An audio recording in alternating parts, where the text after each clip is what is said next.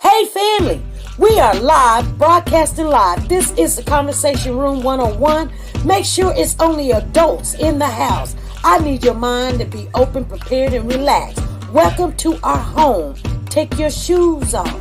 We got some rules we need to go over. Be kind. No cursing in the chat. If you want to curse, call in. And no shouting out other channels. That's a no-no. We got one other rule. There is no judging our guests. It will not be permitted. Zero tolerance. And if so, you want to do that, guess what? We got security. And we will escort you out. Because over here, hashtag we don't care. We're going to be one big family. We're going to laugh together sometimes. We're going to cry. But we definitely going to pray. I thank the Lord above for everything. I lift him up and give him the glory. But you guys, right now, we're going to get our popcorn. And then we're going to see what's going on. And let me just park my car. And I'll be in there in a minute. I'll see you real soon.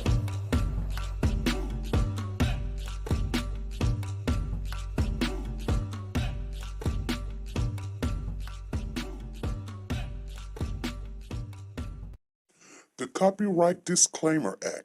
The Copyright Disclaimer Act under Section 107 of the Copyright Act 1976, allowance is made for fair use for purposes such as criticism, comments, news, reporting, teaching, scholarships, and research. Fair use is used permitted by copyright statutes that might otherwise be infringing.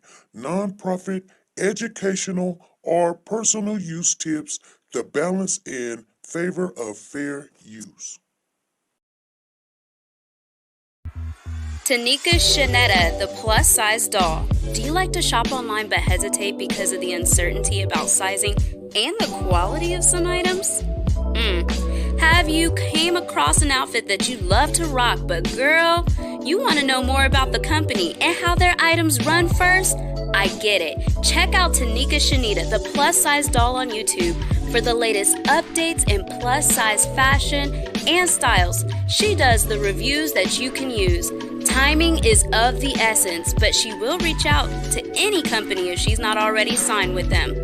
And get that item or a similar item to try it on first and provide that honest review on sizing, quality, and shipping. She does it all, and often can get a discount code exclusively for her subscribers. So subscribe now and shop with confidence, knowing if you would size up, size down, or true to size. She also reviews wigs, bundles, hair products. Like I said, she does it all. Measurements are in the description as well as the contact information for business inquiries or collabs. So subscribe today to be a part of the dollhouse where everything is big, bold, and beautiful. The link is in the description box down below.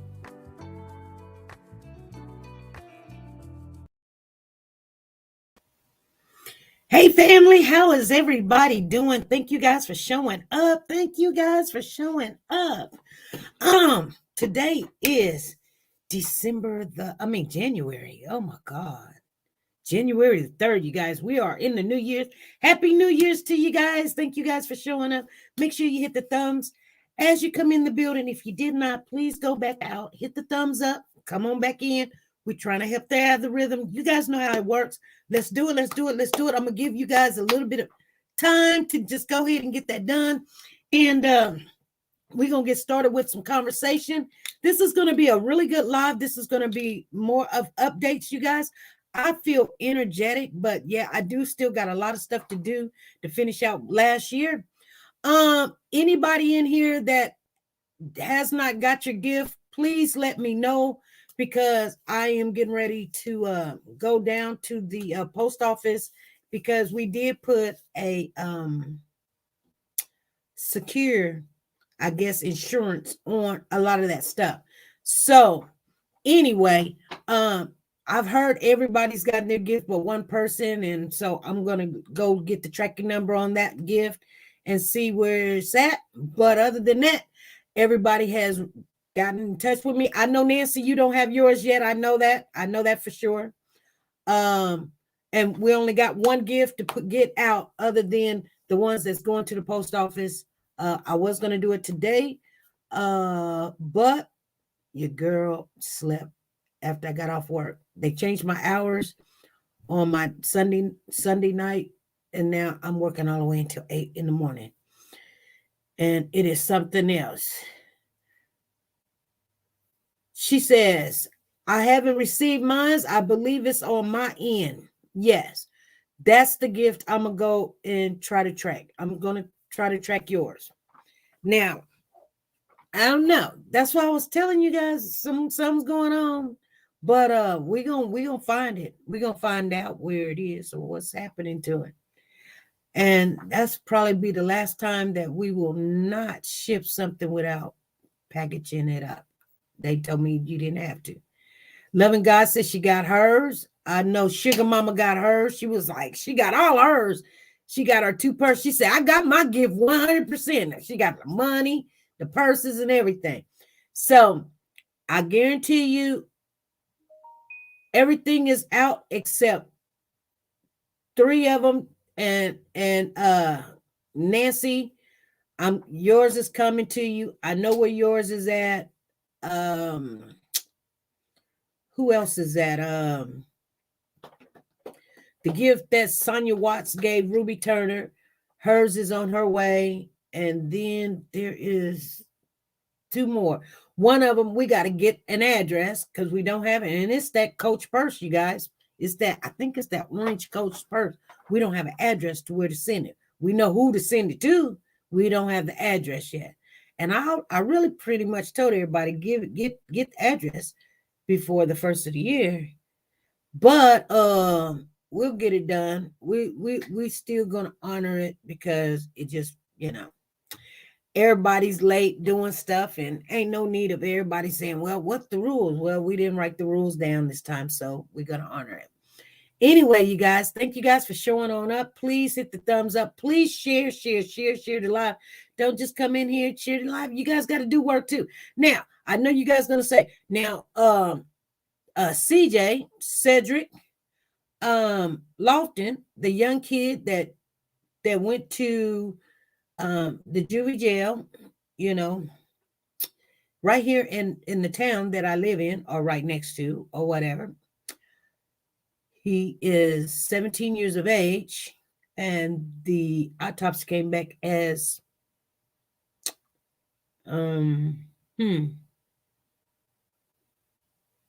homicide. We're going to talk about that today. We're going to talk about where's Corbin. We're going to talk about where's Corbin. We did make a video of that. If you guys want to see it, you have to go over there to TikTok and take a look at it. Our TikTok channel is SP News Nuggets. So go over there. We have 2 channels over there. One of them we're not doing anything with. The other one is just a backup, but we're not even doing a backup really. Hey, Ruby Turner, your gift will be on the way. I got all the information I need. Freddie Johnson's in the building. We got Peggy Toe. I'm just going to shout out our mods today. We got Peggy Toe, Freddie Johnson, Tina Power, Sonia Watts, Zan Rowland. That's our mods that's in here. Let me see. We got any more mods in here? And I know some people ask to be mods, but I'm gonna be honest with you. We have way too many mods, and once they trickle down, I'm gonna be happy. You know what I'm saying? But yeah, we got way too, and Peggy Toe is in the building. If I didn't say Peggy Toe. So we're not making mods. We're trying to because our channel right now is recovering. Thank God. Thank you, Lord. Our channel's recovering. So this is the first of the year. I want everybody to know, anytime that you do a super chat, we are now going to give tickets to the super chat. I don't have that many tickets, but I got some tickets. So we're still going to honor everybody that is a member and put them in the drawing. Just not today, you guys. We will have a day that we will come on and we will chit-chat about it and all this other stuff. So let's get into what is the conversation today. Did anybody share the live? I'm going to tell you guys something. I took off work at my other job so I can support the family of Cedric Lofton, because they had mentioned on the news that they were going to meet up at the courthouse, the county courthouse, the jail, and they were going to rally. So I'm like, I'm with that. I'm right here. I can do that. You know what I'm saying? Let me go ahead and do this. And thank you, Zan Rowland. Thank you for sharing. Sharing is caring, you guys. You can't just talk about it. You got to be about it. All right. People just telling you they love you. You know, love is an action word. Come on, you guys. And so I reached out to them and I said, hey, you guys, where you guys? What time? I know where, but what time?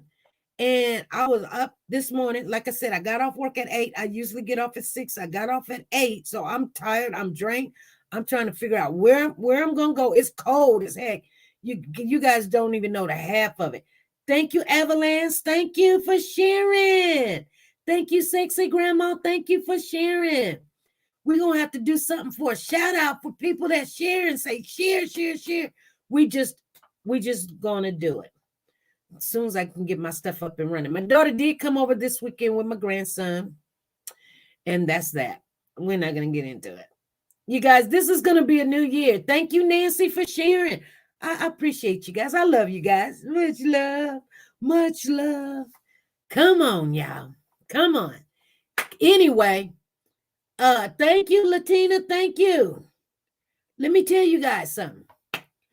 So we got to talk. We got to have a conversation. Hey, Valerie, how you doing? Happy New Year's to you.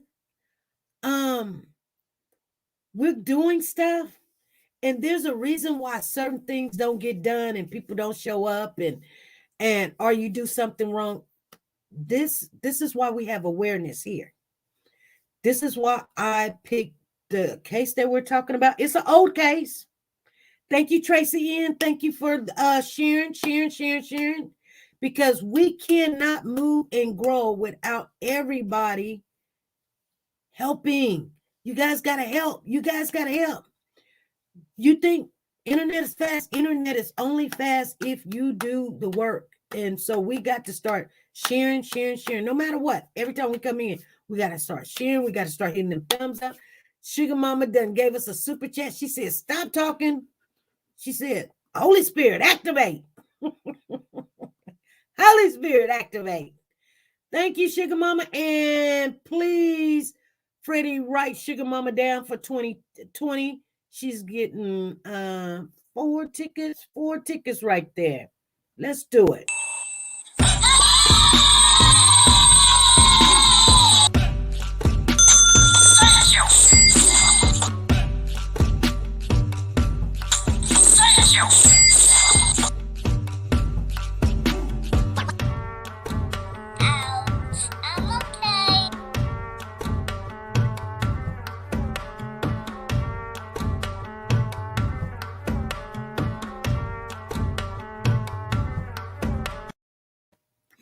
And check this out. We've got 2 members.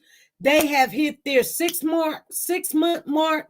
That is Danae Crowell. Her name is Diane, but I call it Danae. I don't know. I like it. That's what it looks like. It says Danae, but she says she don't mind. So Danae Crowell, she's been a member for 6 months. Thank you, Danae. Thank you for being a member. And then we got I'm Victoria. She has been a member for 7 months straight. Thank you guys. Uh-oh. We got a phone call coming in. Hey, this is SP.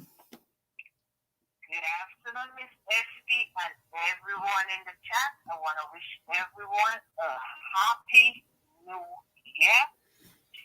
And I just sent a super chat and I'd like to give it away. Oh, you want to do what? I want to share it. I want to give one to Sonia. Okay, hold on. Let me get my book out. Okay, so sugar. Okay, I'm gonna go ahead and write it down myself. Yeah, Sugar Mama. Sonia Watts. Okay, so Petition. you want to give Sonia Watts your ticket? Yes, Sonia Watts. Freddie Jackson. Freddie. Okay. Zan. Yeah. And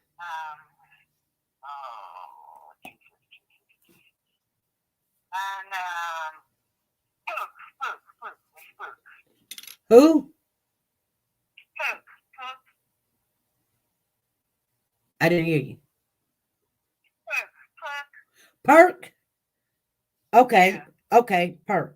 Yeah. Okay. Yeah. Now this is our first live for the year. Mm-hmm. And I just want to take 1 little minute just to just pray over this channel. Okay. Heavenly Father, we come before you this day, Lord. Giving you thanks and praises, Lord, as we enter another year, Lord. Almighty Jesus, some of them didn't make it, Lord. You alone know why.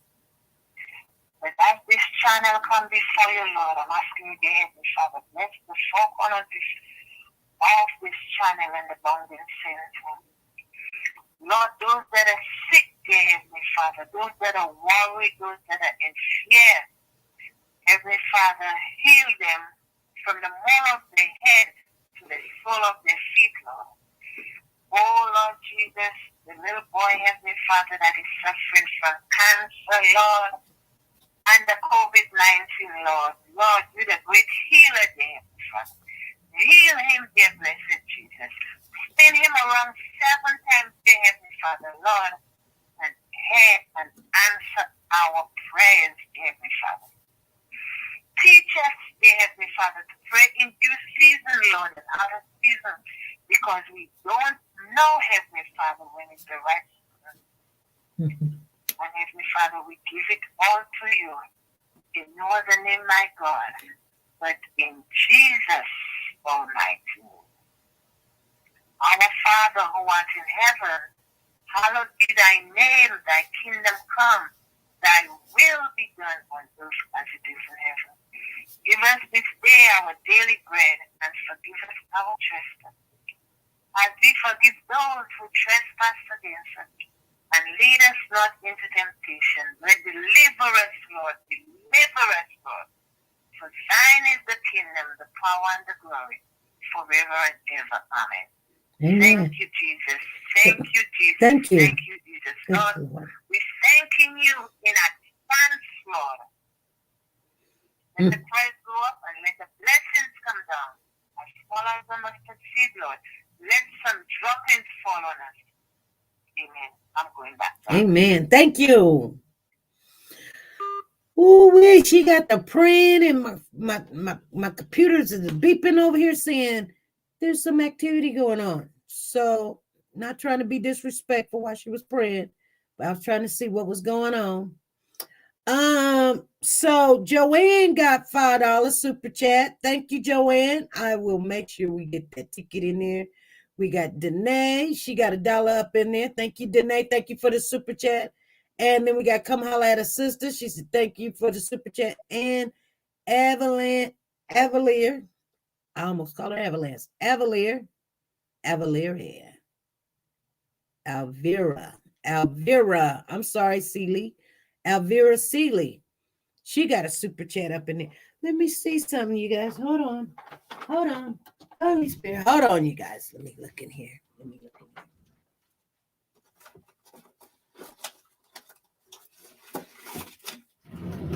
Da, da, da, da.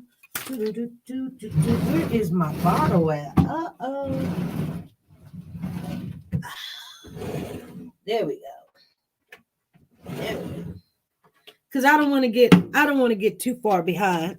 I got my leggings on. That's why I turned the camera, you guys. I got my leggings on, and my husband don't like me to be showing all of that. I don't know. He think I got something. I don't know. So let me go ahead and get these tickets on here because we start a new year, and I do not want to get behind. And I want everybody to know what the ticket number is. Let's start off with, let me get on here real quick. Let me get this real quick, you guys, and then we're going to move right on up. Let me go back on up here real quick so everybody will know what their tickets is. I don't want to get far behind. I don't want to get far behind. I don't want to get far behind. Okay, I think I got it now. Okay, here we go. Roll the tape, please. See, I'm learning how to do this stuff now.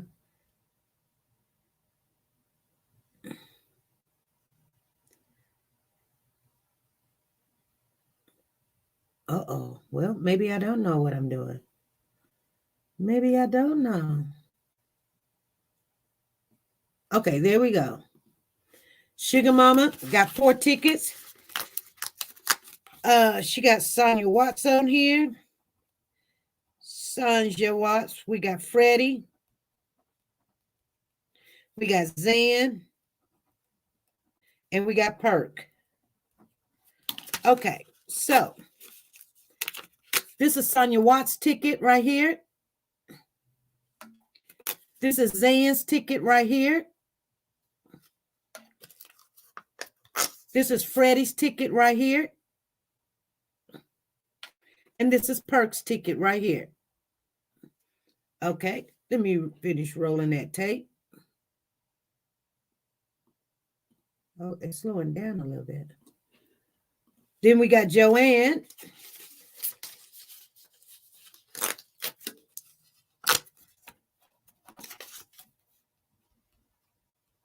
Joanna, this is your ticket right here, 516-581.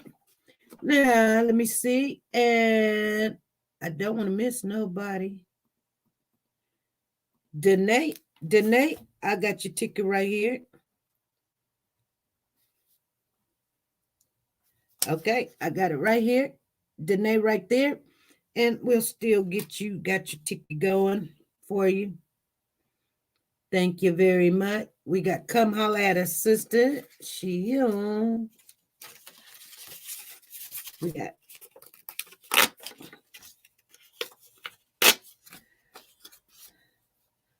Come Holla. Come, sis. Here's your ticket right here. Come Holla. 516-582. Both of them. And then we got Alvira. I'll spell your name right. Veria. Here you go right here. 516-583. All right. How you doing, Gloria Bates? Lisa Taylor done came up in here. Soldier Girl is in the building. Diane Harris done came up in here. You guys miss you as you came on in. Thank you guys for the super chat. Let's rock it out one more time. Let's do this.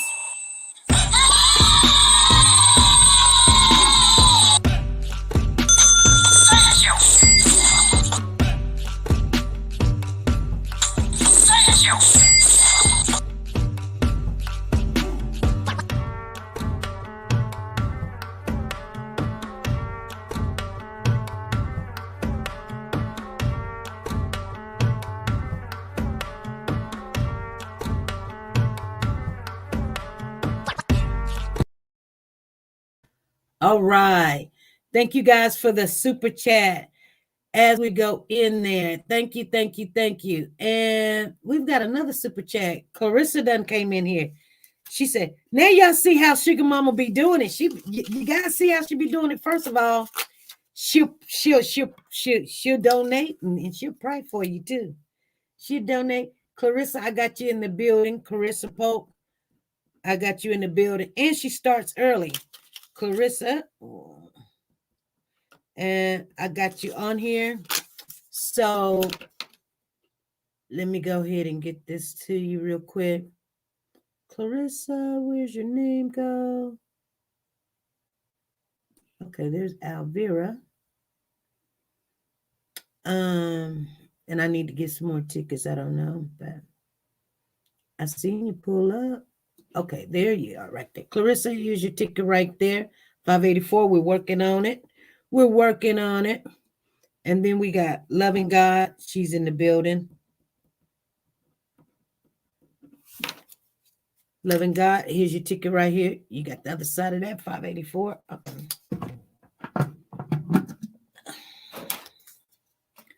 And then Pearls of Wisdom is up in the building. Pearls of Wisdom. You guys are coming in this time. Y'all say, we doing money this time. So y'all ready. I'm ready for you too, because guess what? We spend too much money on shipping and handling to the post office, you guys. It was unbelievable. I would rather give it to you guys than just hand it to them. 516-585, and then have to deal with that. You know what I'm saying? And then have to deal with that. Clarissa, I got you down for another $1. I got you in the house. I got you on there. All right, because that's your ticket right there. And you $250 on there. $250 on there. All right. Thank you for the super chat, ladies. Thank you. Thank you for the super chat.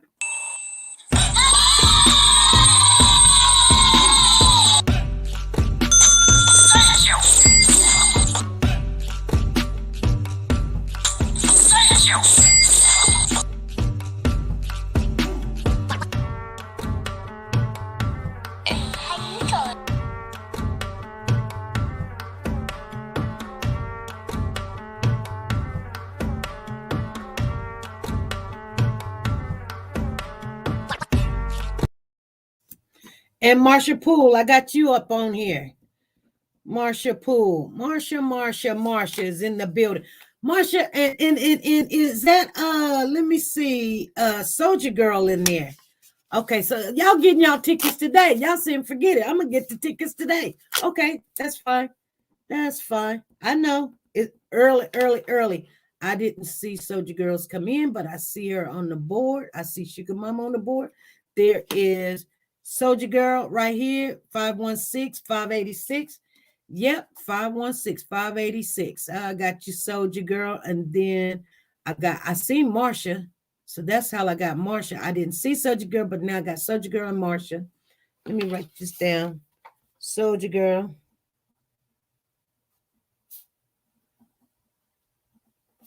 Marsha.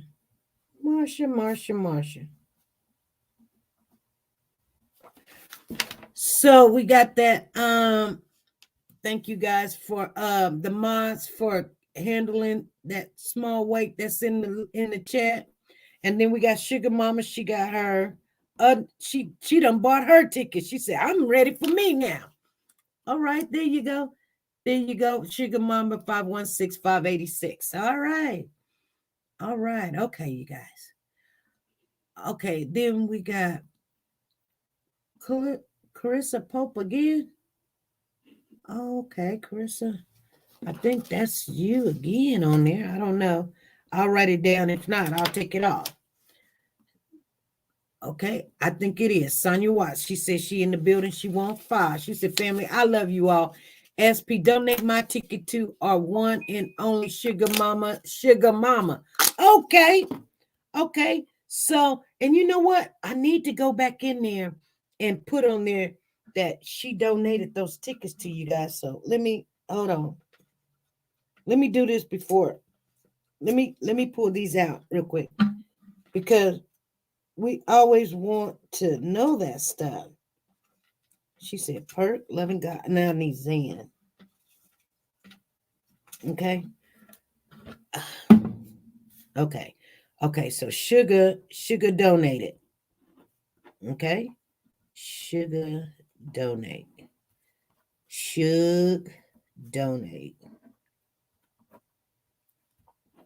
Okay.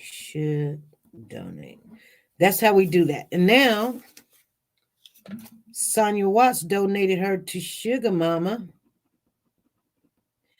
And Sonia Watts donated. All right. Here's Sugar Mama. Here's your ticket that Sonia Watts just donated to you. See, and that's what I do to know that Sonia is for Sugar Mama, but Sonia Watts donated it. I put a D in there. So anybody else that's doing that, that's got a channel, which we do know that they are in the building. She says, yes, I bought another ticket. I wrote you down. Because it had to add up to $5. So you're at $3.50. You go, girl. You go. I love you. I'm not mad at you. I support you 100%. And we're gonna make it work for you, Carissa Pope. We are gonna make sure it works. Trust me. Okay, you guys, let's get off into some of the topic for today. Are you guys ready? So let's start with, here's the thing. There's a song that out on TikTok and it is trending. It is trending, you guys. And so thank you. We were on that stuff. And so the song goes, and I don't know if you guys seen it, but if you don't know the song, you ain't got to go look for it. You know, your host, I am just your host, you guys. We jumped on a trend last week. I mean, we didn't even know it was trending. I thought it was a nice song. It was funny. You know, you can do some acting. This is SP. This is SP. Good evening, ma'am. I heard you get into your conversation, but I had a quick question to ask. First of all, Happy New Year's to everyone listening. Happy New Year's to you too. Can you buy tickets to Cash App? Can we do a Cash App? To buy tickets. Yep. All righty. Thank you. Thank you. I won't hold you. All right. All right.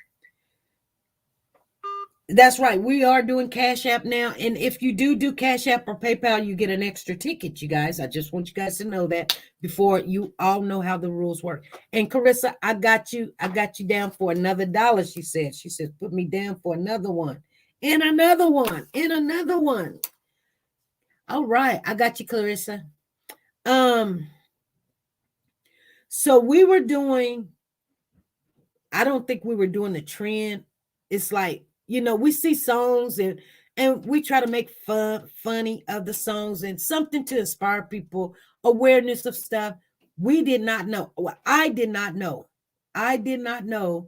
that this song was about a child that was 17.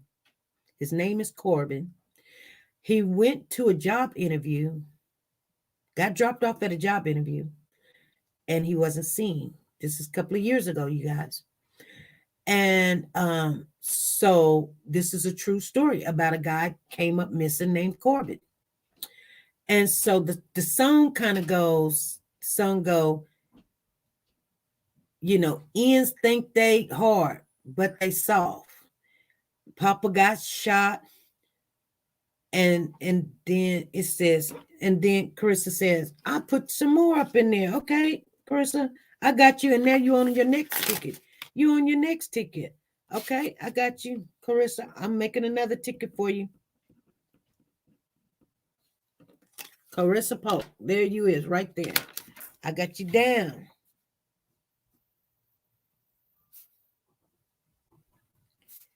Okay.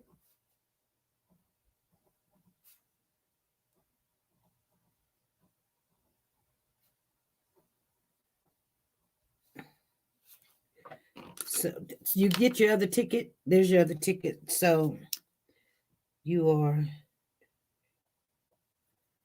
$149 into the other ticket. All right. That one's going in the box. All right. So, hey, Julian Berry, how you doing? And Lisa Taylor's up in the building. Well, Alamina, Monique Halden came up in here. Thank you guys for coming on in. So, did you guys understand what I'm saying? So the kid came up missing. And for some unknown reason, I don't know why this rapper, I don't know if he had anything to do with the situation.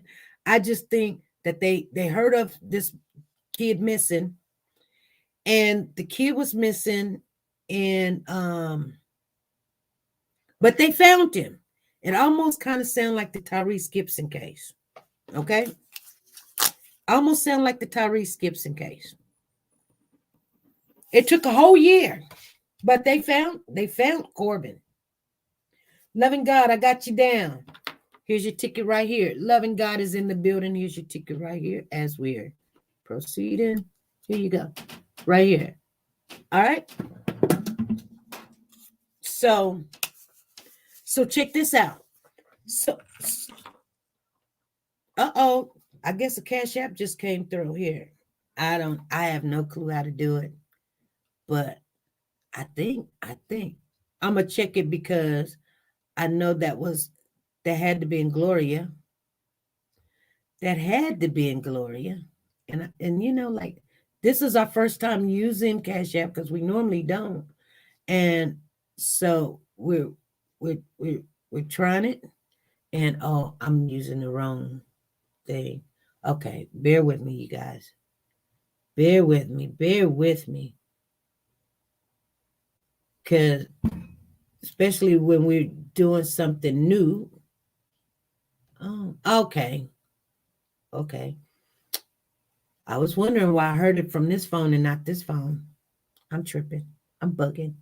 I was on another account. It's okay. No problems. Don't worry. Let me see. Because when we're doing it like this, we have to. Okay. That's got to be Gloria. Let me see. And it doesn't say.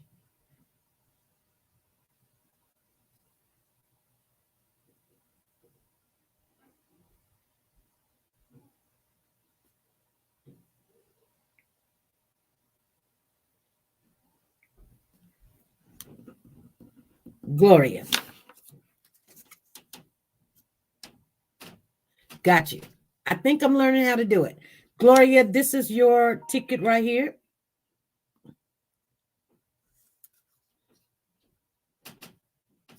This is your ticket right here, Gloria Bates. Just letting you know. T-Star done came in the building. How you doing, T-Star? Shay Faith is in the building. How you doing? Brown Sugar done came in here. So yes, you guys, we're getting our family back on track. This is a new year, and we just gotta learn and grow and do things differently. Thank you, Gloria Bates, for the super chat. She said, yeah, it was me. Yes, and I didn't see the name that was on there, but I will definitely try to put your name with it so that I know anytime that you do. Since some of us, we had to open up different ways. She says, I hope I didn't miss much. No, Cheryl C., you did not. She said, I'm hanging in there. So anyway, and thank you for the super chat. Thank you for the Cash App. You guys, we have opened up a new way to get our revenue because some people do not know how to do the super chat, or they don't know how to. I mean, if you have the smartphone, the Apple phone, you got to do all kind of stuff, and some people can't do it, and it's a lot. It's a lot. Your gift has arrived. All right, Cheryl C. Cheryl C. done received her gift. Okay. Anyway, Corbin, you guys, let me go in. I want to read this to you. I want to read it to you because let me kind of go back into my history and let me see if I can find it. If I can't, I'll just Google it real quick. I can't find it. I want to, okay. So I now I know what I want to read to you. Okay, here we go. So on Corbin, you guys, it's a case where the kid went to a job interview, never did come home. And they've been looking for him for a whole year. They were looking for him. Well, they found him. He was deceased. And they have not arrested anybody. And so the trend came out on TikTok and everybody's loving the song. The song is really nice, funny song. I mean, it's not funny. It's more like it's telling a story.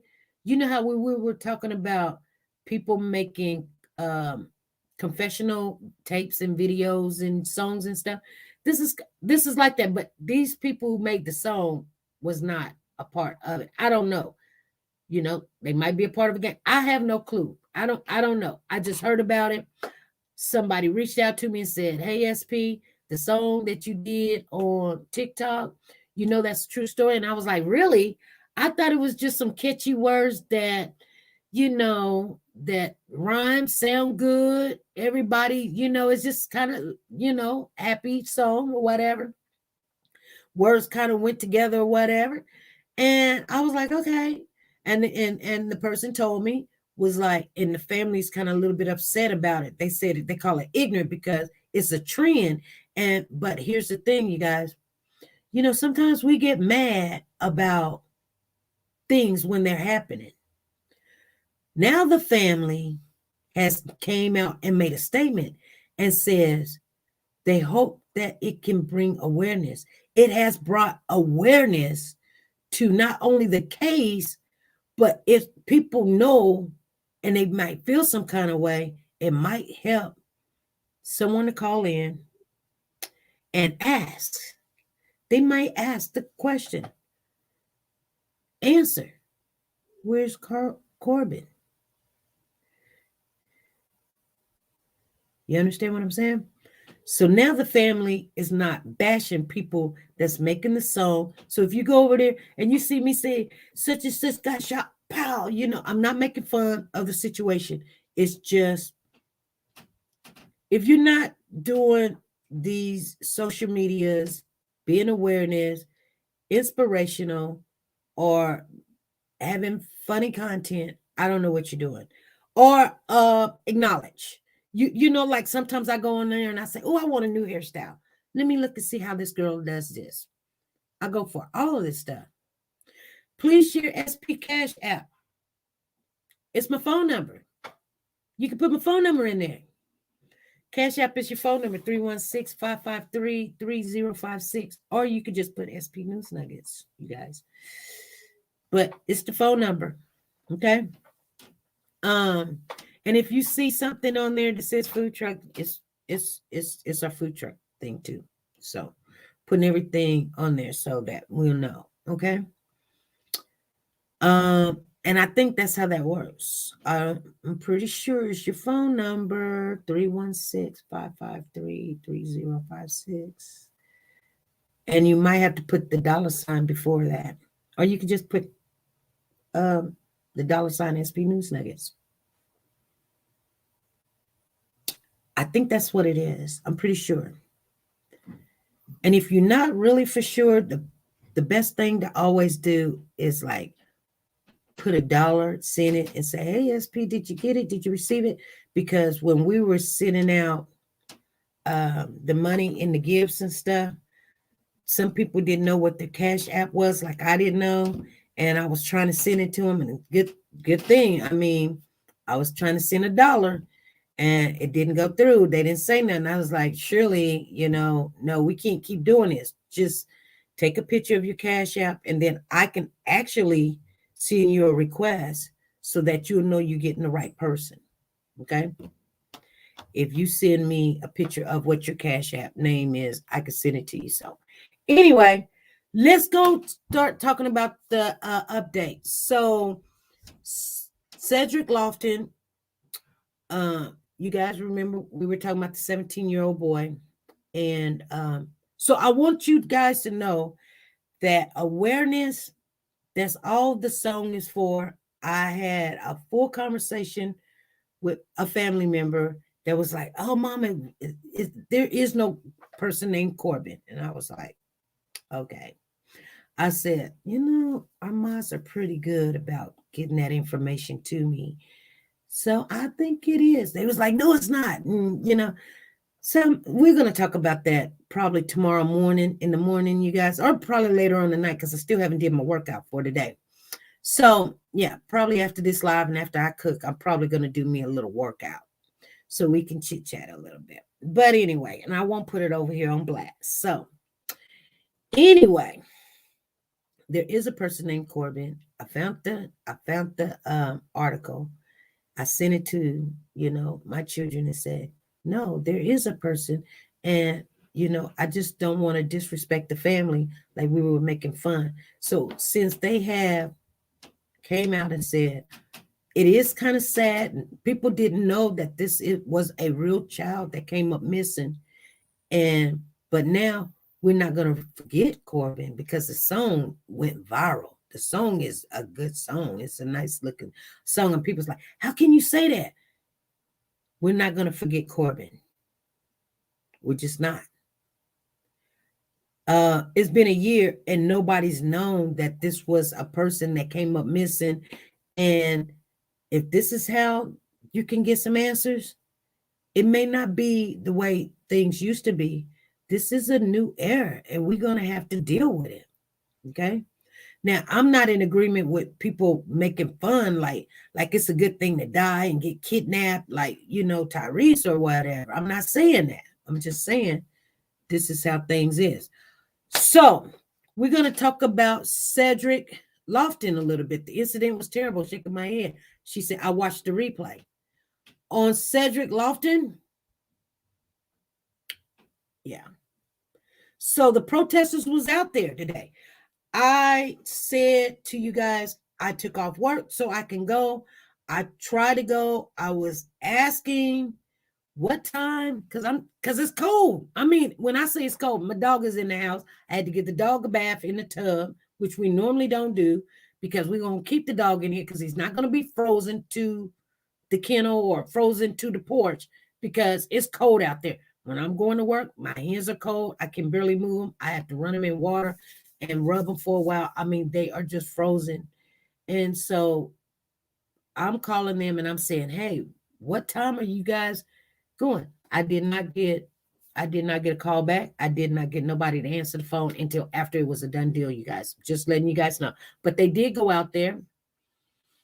And this is what happened. I am going to read it to you. Oh, we didn't get really snow. We got ice. We got sleet and ice because we're in the middle of the state. So we get from the north to south, the east to the west, and it turns into nothing but ice. We don't get a lot of snow. We got ice because it's too cold. It's too cold. It was too cold to snow. So several members of the community gathered today, it's Monday morning, outside the Cedric County Courthouse, demanding justice in the death. I am so upset because I wanted to be there. I'm so mad. But I got to get a hold of these people because I want to support this family so bad. But I don't want it for clout. I don't want it for none of that. It's just, we don't really have stuff like this going on in our town, especially with our kids. Like when you call and ask for help, it's just, you want help. And like I said, I'm all for, especially if the child needed some mental help, an assessment. They shouldn't have took him to kitty jail. They should have took him to the hospital. We have a full hospital and it is fully employed by people that has the skills and they see it. And you just can't, when you go, you just don't get out. Kids or whatever. We have ComCare that if you're having a crisis, they will come out immediately and deal with it.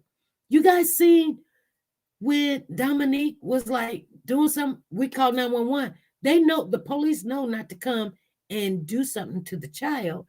They start calling, they call to make sure she doesn't hurt herself or hurt anybody else. But they start calling ComCare and then they come out and they try to calm the person down and get them to come in, or the parents have to sign them to go in and get some help. That's how. So we don't know what happened here. It's terrible. I'm not saying it never happened before.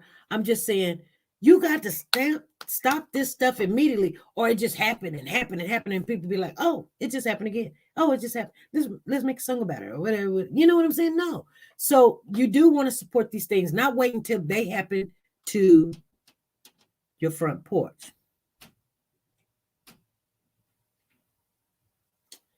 Yes. 72-hour mental evaluation. S. Hagen is saying. Exactly. Absolutely. Mental health units. We have hospitals here. We have hospitals. We have places. We have we have a lot of options. So this should not have happened, you guys. I mean, I believe, I've did a lot of I guess I wouldn't say research, but more like, when your teacher sends you out to certain places and say, do you want to work here? And do you want to work there? I thought about working at one of those places and I might even do that. Pretty soon, I'm thinking about switching up. I'm just telling you guys, I'm thinking about switching up. I'm just being honest with you. So last week, an autopsy was released which determined that Lofton died was ruled as a homicide. This is what they're saying. Now, I did tell you, I said kudos to the family because they reached out, they got them attorney, and they got a spokesperson, so they don't have to answer no questions. They don't have to come on here hollering, screaming, and kicking. But that's what you got to do. So they got that right. Ruby Rowe is now a new member. Thank you, Ruby Rowe, for being a member again. The report said Lofton's heart and breathing stopped after he was handcuffed while laying on his stomach. Lofton had briefly been in the custody of the Sedgwick County Juvenile Intake and Assessment Center in Wichita when his altercation with staff occurred on September the 24th. He was taken to a hospital, the local hospital. They said he was taken to a local hospital. Oh, this is after he came. This is why he was at the juvie thing, not when they were taking him in. See what I'm saying? When they're explaining this, they put it in there like he was taken to the hospital after he had the little situation going on. No, he was taken to the kiddie jail. And then after he quit breathing there, that's when they decided to take him to the hospital. And that's when they want to say he's dead. I'm going to tell you right now, a person's 9 times out of 10, just because they say that he died after he got to the hospital, he probably was dead where he was at. They can't rule death because only but the doctor and the medical examiner can rule a death. Okay? Usually that's why they don't move them. Like they have to move them to see if there's something else we can do. We can shock them or whatever, and they'd be working on it. But they make so many mistakes that the doctors now, I'm just telling you what I learned at school, that person can be completely DEAD right there, and they can't rule it dead. They got to take them to the hospital and do everything in their power, and then they say they died at such time. No, I'm just keeping it real with you guys. If you don't know, I'm not telling. If you already know, I'm not telling you nothing new. If you didn't know that, if you did not know that, I'm letting you guys know. My auntie, I told you, that took care of me when I was young. She stopped breathing. I was what? 12, 13. She stopped breathing. I already knew she was gone. I ran across the street because the nurse that she paid this nurse and took care of, paid her house rent or whatever. We own those houses over there.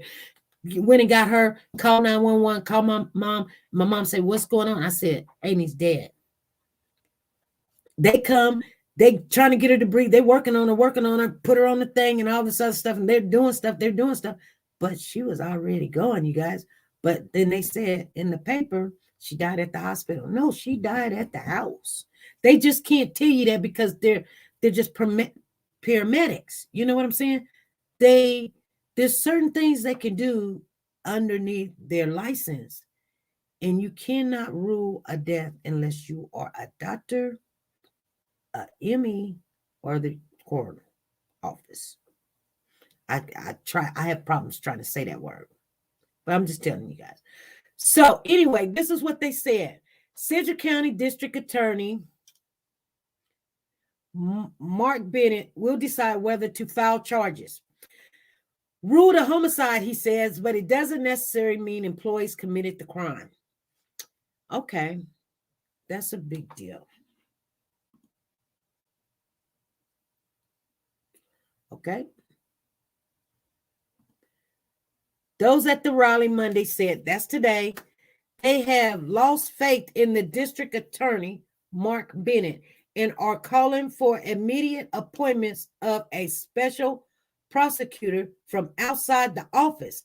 They cited additional statements made by the district attorney and Sedgwick County Sheriff following a press conference following Cedric's death that occurred on September the 30th. Wow, I need to go watch it. We want accountability for what happened to CJ, and we want to also make sure this doesn't happen again, said Lawana from the NAACP. So they got the NAACP in there, so they are making phone calls. The system failed him twice.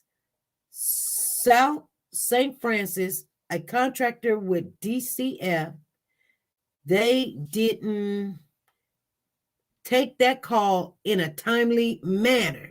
They didn't get him the help that he needed up front. So we've got to fix that broken system.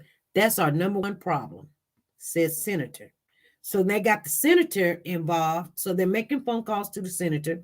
So that's what I'm telling you guys. This is what our channel is about.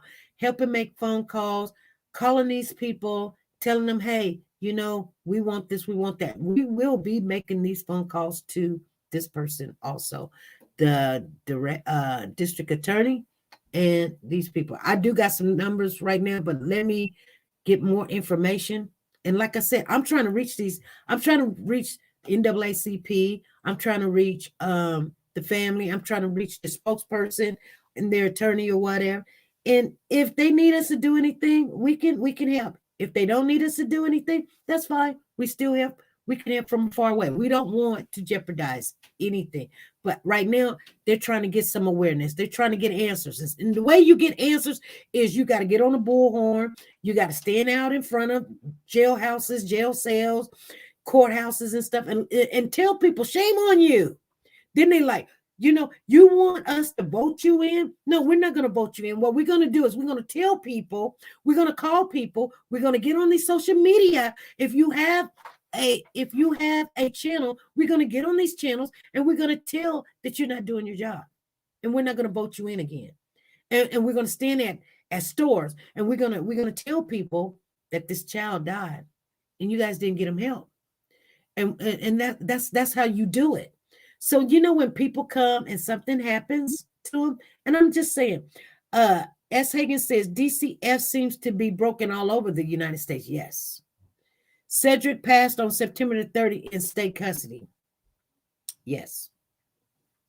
Well, see, the district attorney, I know why the family's upset. And I'm not speaking for them because I can't, because I haven't spoken to them. But I'm going to tell you, if the district attorney sits there and the first thing you say is, okay, they ruled it a homicide. That doesn't mean anybody did anything wrong. No, it don't. But it don't mean you did anything right either. He's dead. Do that make sense? They say homicide. Okay, come on, you guys. Let's talk about this a little bit. A homicide. Homicide means somebody killed somebody. That's what homicide means. It don't mean you died from natural death or COVID or whatever. Homicide means somebody did something wrong to somebody else. Period, point blank. How are you going to justify homicide? They said on the autopsy homicide, you guys. They didn't say an accident. They said homicide. Let me tell you something. Now we're going to define what homicide means. That don't mean somebody did something. No, somebody did do something wrong. That's what that means. Sharon here said exactly. Let me tell you something. And if I was their family and they came back and they said, oh, you know, his heart just started beating, it's natural causes. No, the doctor ain't going to sit there and put his John Hancock on something. He said that child died from homicide. What did that tell you? That means somebody had to do something wrong and that child died. Now, it's a done deal. I'm not saying it like it doesn't mean anything. We can't bring them back or anything. That's what's so bad about it. You got people that have these jobs, that have these titles, and they do something wrong. They need to be accountable for their actions. Mama Bear says homicide means killed someone. Exactly. So we're learning as we go, and we're getting better as we're going. We're understanding. Look, no, you're not going to switch up these words and say, oh, well, a guide for the medical examiner was published in such. No, come on. Natural, accident, suicide, homicide, or undetermined. You've got all of these. You got 5 things that you can say that this child died from. Natural causes, an accident, suicide. I guarantee you they probably thought we shouldn't have said that. What we should have said, we found him hanging, or we could have said we found him choking on a bone or something. But how you going to explain brain trauma? That's what killed him. You hear me? They said he done had a heart attack.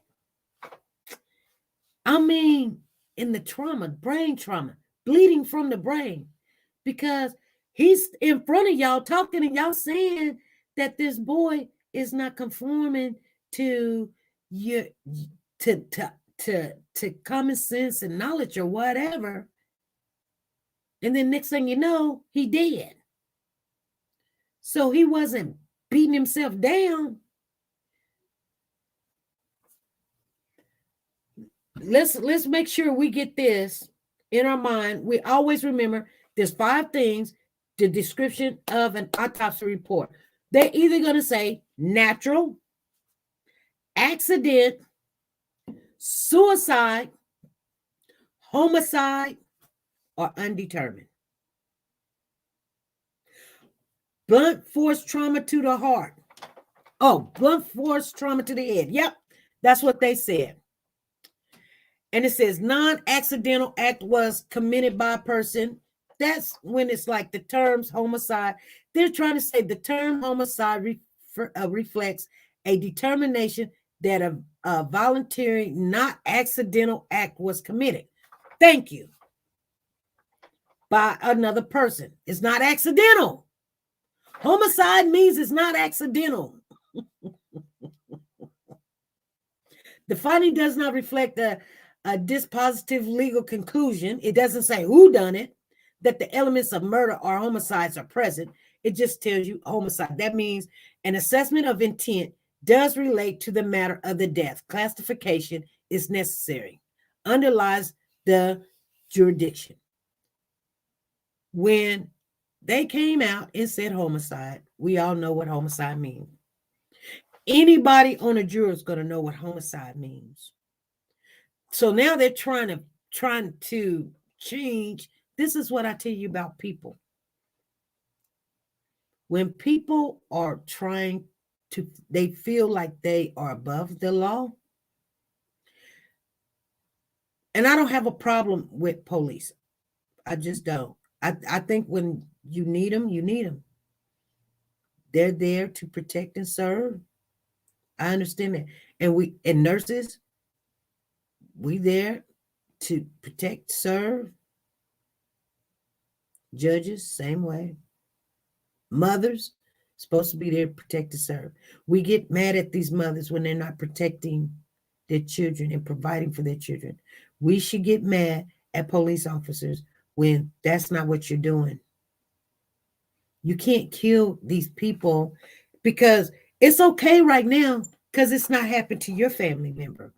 But when it happens to your family member, and I would be scared all the time that my brother, he's passed away now, and the incident wasn't none like that. He died of natural causes. He had seizures. He didn't want nurses there. The nurse wasn't there to help him and assist him. And he done dealt with it his whole life, but he just had a big one and he never came out of it and he just stopped breathing. That's natural. But my brother sometimes will, have these seizures or lose consciousness and still be walking and talking and not know what he's talking about. And I was fearful calling the police. And what would they do to him? Would they beat him and hit him and all this other stuff? But we would always, they knew my brother very well because he was known all over the town. And when he would get sick, everybody knew him. They would just call 911 and they would come out and get him. And they wouldn't take him to like the hospital like for mental, because his is, I mean, that's just, you know what I'm saying? Like, you're not, you know what I mean? It's mentally, but he's not having a mental breakdown. It's just a part of who he is from the rest of his life. He lost his brain cells. So you can't go in there and get him to come back. You need to make sure when they take him, they got to induce his medications so that he can come back to who he is and know who he is or whatever. But it's different. It's just different, you guys. It's hard to explain because I don't work in that field as much. I have done a lot of work there, but it's hard to explain it. Anyway, and I do get a little sad when I'm trying to explain it because people think that every time a person not understanding where they are, they're having a mental breakdown. And sometimes they're not having a mental breakdown. They need the medication. They took it late or whatever, and it hasn't kicked in. So, and then anything can trigger a breakdown or issues. Anything. Lights can trigger it. That's the most thing that they have found. Blinking lights and stuff and loud sounds and noises and stuff can trigger people from not just seizures, but actually hollering and arguing can trigger people to, losing their main focus and purpose of what they're talking about or what they're doing and stuff. And then now you got a problem and you're wondering how to calm it down and you don't know how to calm it down and you're trying to figure. And that's what, like I said, with that kid, I don't know if he was having a problem. She says, yes, that was the case with my mom and her meds. Did they say, let me see here. I need to be sharing you guys' questions and stuff. Did they say how they housed the children? I can tell you how they house the children because my kids been there before. Yeah. When kids get in trouble at school, they call the police. They say, this is what they do. They call the police. When they get in trouble at school, they call the police and they say, the child is skipping school. We see him walking down the street or something. They'll pick him up and they'll take him to juvie. Sometimes they do sometimes gotta handcuff them, but they take them to juvie. That's just if they just misbehaving, and then they call their parents and say, come get your kid. And then you have to go to court because your kid is missing school. Now, if the kid doesn't hit another kid or hit the teacher, hit a student or scared the teacher, they'll still call. They cannot put a child in a real jail. So that is kiddie jail. So they get the kid. Like I said, my kids done been down there before. And you got to go pick up your kid. But they're not supposed to put their hands on the kid. And if the kid is having a crisis, they're not supposed to keep the kid there. Just lock them in a room and say, okay. No, they need help. How are you going to be there and not get this kid no help?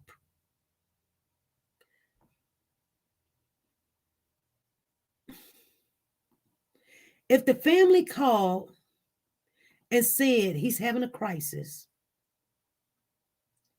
why did they not send him to the hospital? That's problem number one. Why they didn't send him to the hospital? Let them diagnose him. Let them do an assessment. There's questions. They ask them questions like, do you know who the president is? Do you know your first name? Do you know your mother's maiden name?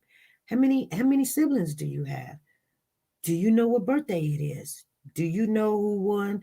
What do you like? You like all kind of sports? You know, they ask them questions.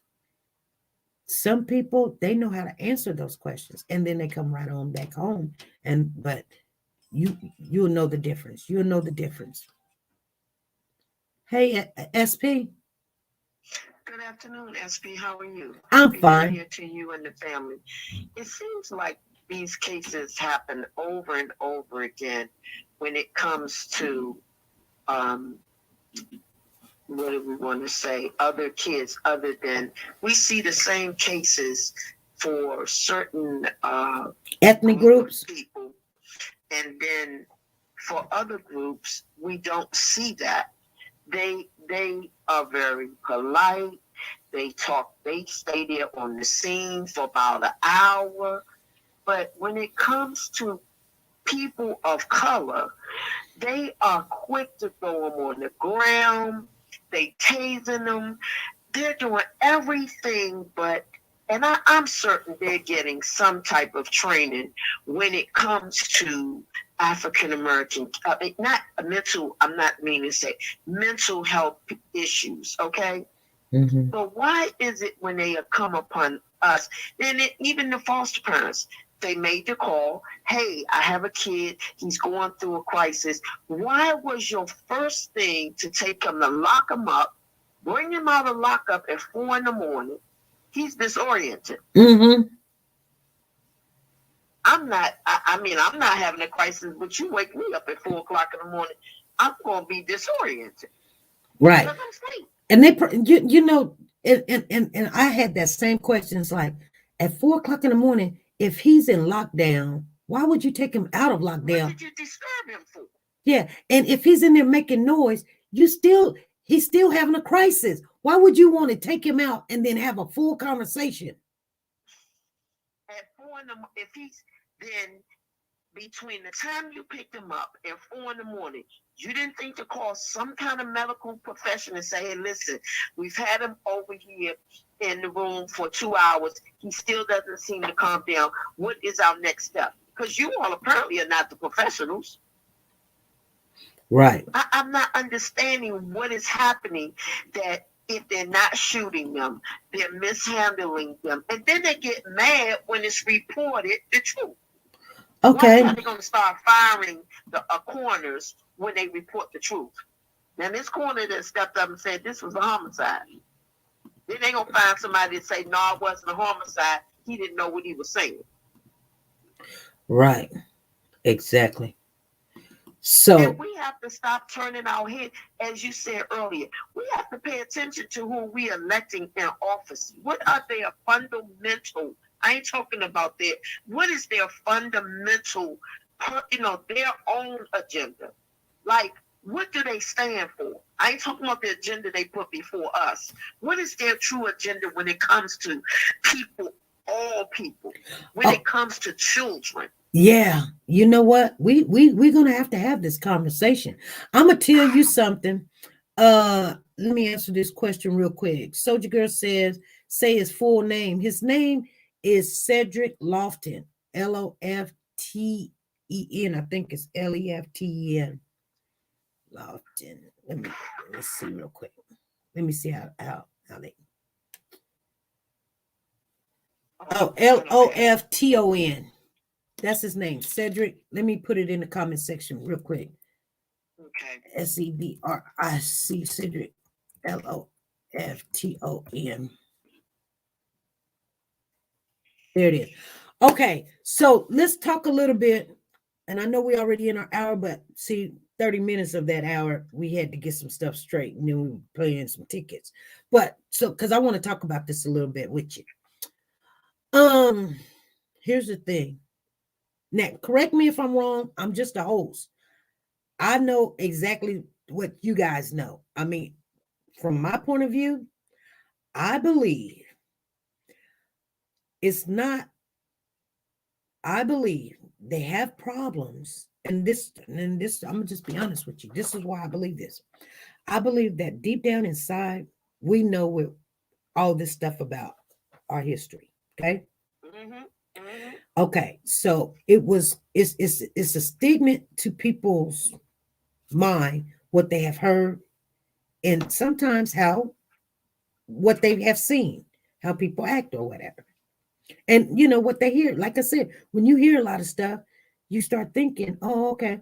So they probably heard that African Americans are like animals, or they're really harsh people and they have no heart, or there's a kid that lived across the street from me, and he would come and play with my daughter, my youngest girl. And one day I told her she can't come out and play, and he said, I know why. And I said, why? He said because she got bad skin. What? And he's like 6, 7 years old. I said, what do you mean bad skin? Now, when you say bad skin to a grown-up, you thinking somebody got acne or something. Right. They're both 5 or 6 years old. Why would this kid come to my house talking about he want to play with my daughter, but he know why she in trouble because she got bad skin? She's African American. He Caucasian. Where did he hear that from? That my daughter got bad skin? See what I'm saying? It was taught. So now, when you got schooling, and then you run around and and then sometimes we see people dancing in certain cultures. They do a little bit too much sometimes. Every culture does, to be honest with you. Every culture does.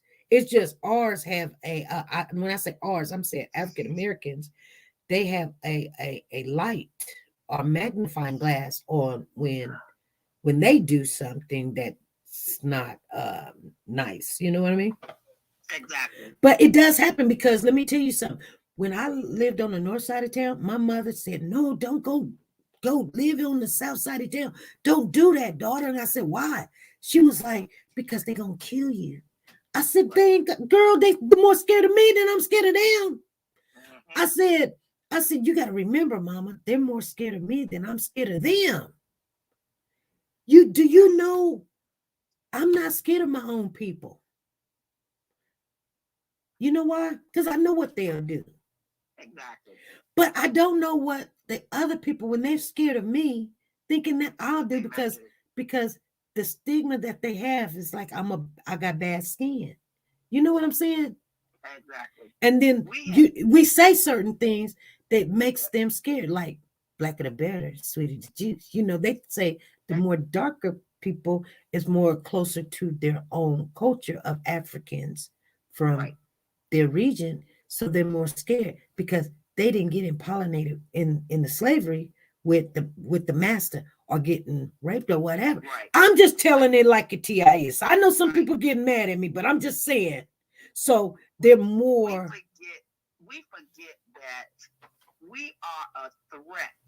Yes. And okay. And I can't remember right now. It's escaping my mind, but we are a threat because you're either of one tribe or the other. You're either of Ham or the other tribe, and I'm going biblical here. Okay. And we wonder sometimes why God said. I didn't say it. You can read the Quran. You can read anywhere, and He tells us to be mindful of the mixing. Mm-hmm. Remember? Mm-hmm. He even destroyed a whole nation of people because of mixing. Mm-hmm. And love is what love is. It has no color. But it's how you train love up. What am I speaking about? How we raise our kids.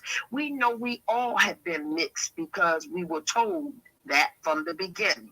You light skin, you dark skin, but there's only one woman on the face of earth. Some people may not like what I'm getting ready to say. Okay. That can create every nation from her belly. It's only one woman.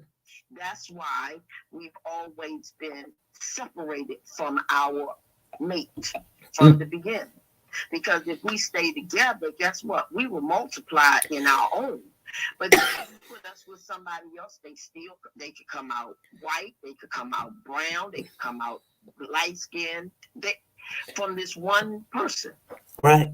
And we have always been, for some reason, and you're right, SP, we are always put on the spotlight. There could be a young man right next door of another nationality, I'm going to a Caucasian, who could be doing the very same thing, call the police, and you can watch it play out before you.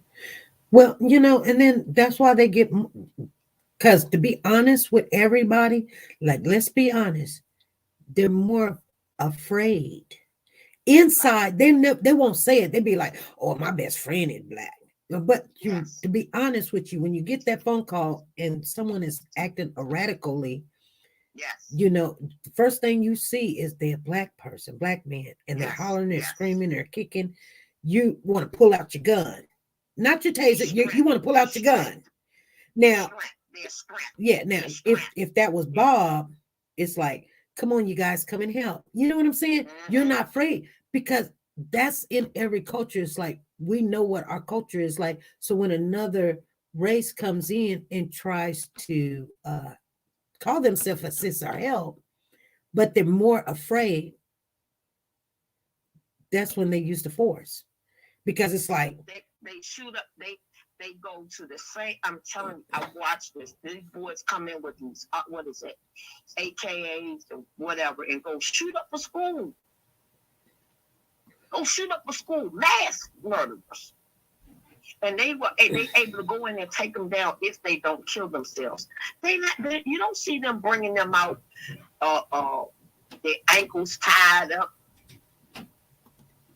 turned on the side. They walk them out. Yeah. And so, when people try to say that people are people, well, we are, but there is a fear in certain cultures. There's a fear there. And then that's when that extra force comes into play. And it goes that's what I believe. Earlier. We need to be the same emphasis that we put on. We need to be shouting for when one of our kids, the one child is missing, it's everybody's child missing. Right. We should be ringing every bell there is. This young man has been missing. How long? How before that? The case before the one we're talking about. A year. A year. How you beat a child? Okay, he was making noise. He wouldn't calm down. Right. If you have not taken the mental health class, which everybody should have by now since the other case, even though he wasn't, it's still a disorientation of the brain. Okay. Right. You should have had your update by now. Right. Call somebody. Listen, we have a young man here. We picked him up. He was a radical. He still hasn't calmed down. We need help. Right. Why would you? My question, and y'all getting paid. My question still is, why did you wake him up at 4 a.m? Yeah, and if he was woke, why did you come pulling him out when he's having a crisis? He was a crisis before he got there. Why would you initiate? Right. You know what I'm saying? Right. It's somebody in there. Let's pull him on out.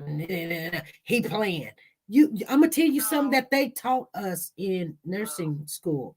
When a person say something, believe what they're saying. They say, I don't feel good. I'm depressed. You don't sit there. They just want some attention. No, you believe exactly what they're saying. Whether deep down inside you believe it, but you better act like you believe it and do accordingly to whatever they're saying, to you. Because if someone said, I believe I'm gonna go kill myself, and then you sitting there, girl, please, she just playing, and they do, and you didn't take action. Oh my God, your license is gone, and you might be going to jail because you were supposed to report that quickly. You know what I'm saying? Mm-hmm. I'm sorry. No, I was reading what I think that's Aperture said, who in the chat believes the Bible is infallible word. I understand that, and I know why it was said. I'm only saying that we're in a time now. Maybe I should have said that before I said what I said. We're in a change time. Once upon a time, people didn't really voice, or how can I say this? People didn't express the way they do now their distaste for things, okay? Or their hatred for things. It wasn't as prominent as it is now. You're a law enforcement person. You took the oath of office to protect. You didn't say it was going to just be this person or this person. You're supposed to protect everyone.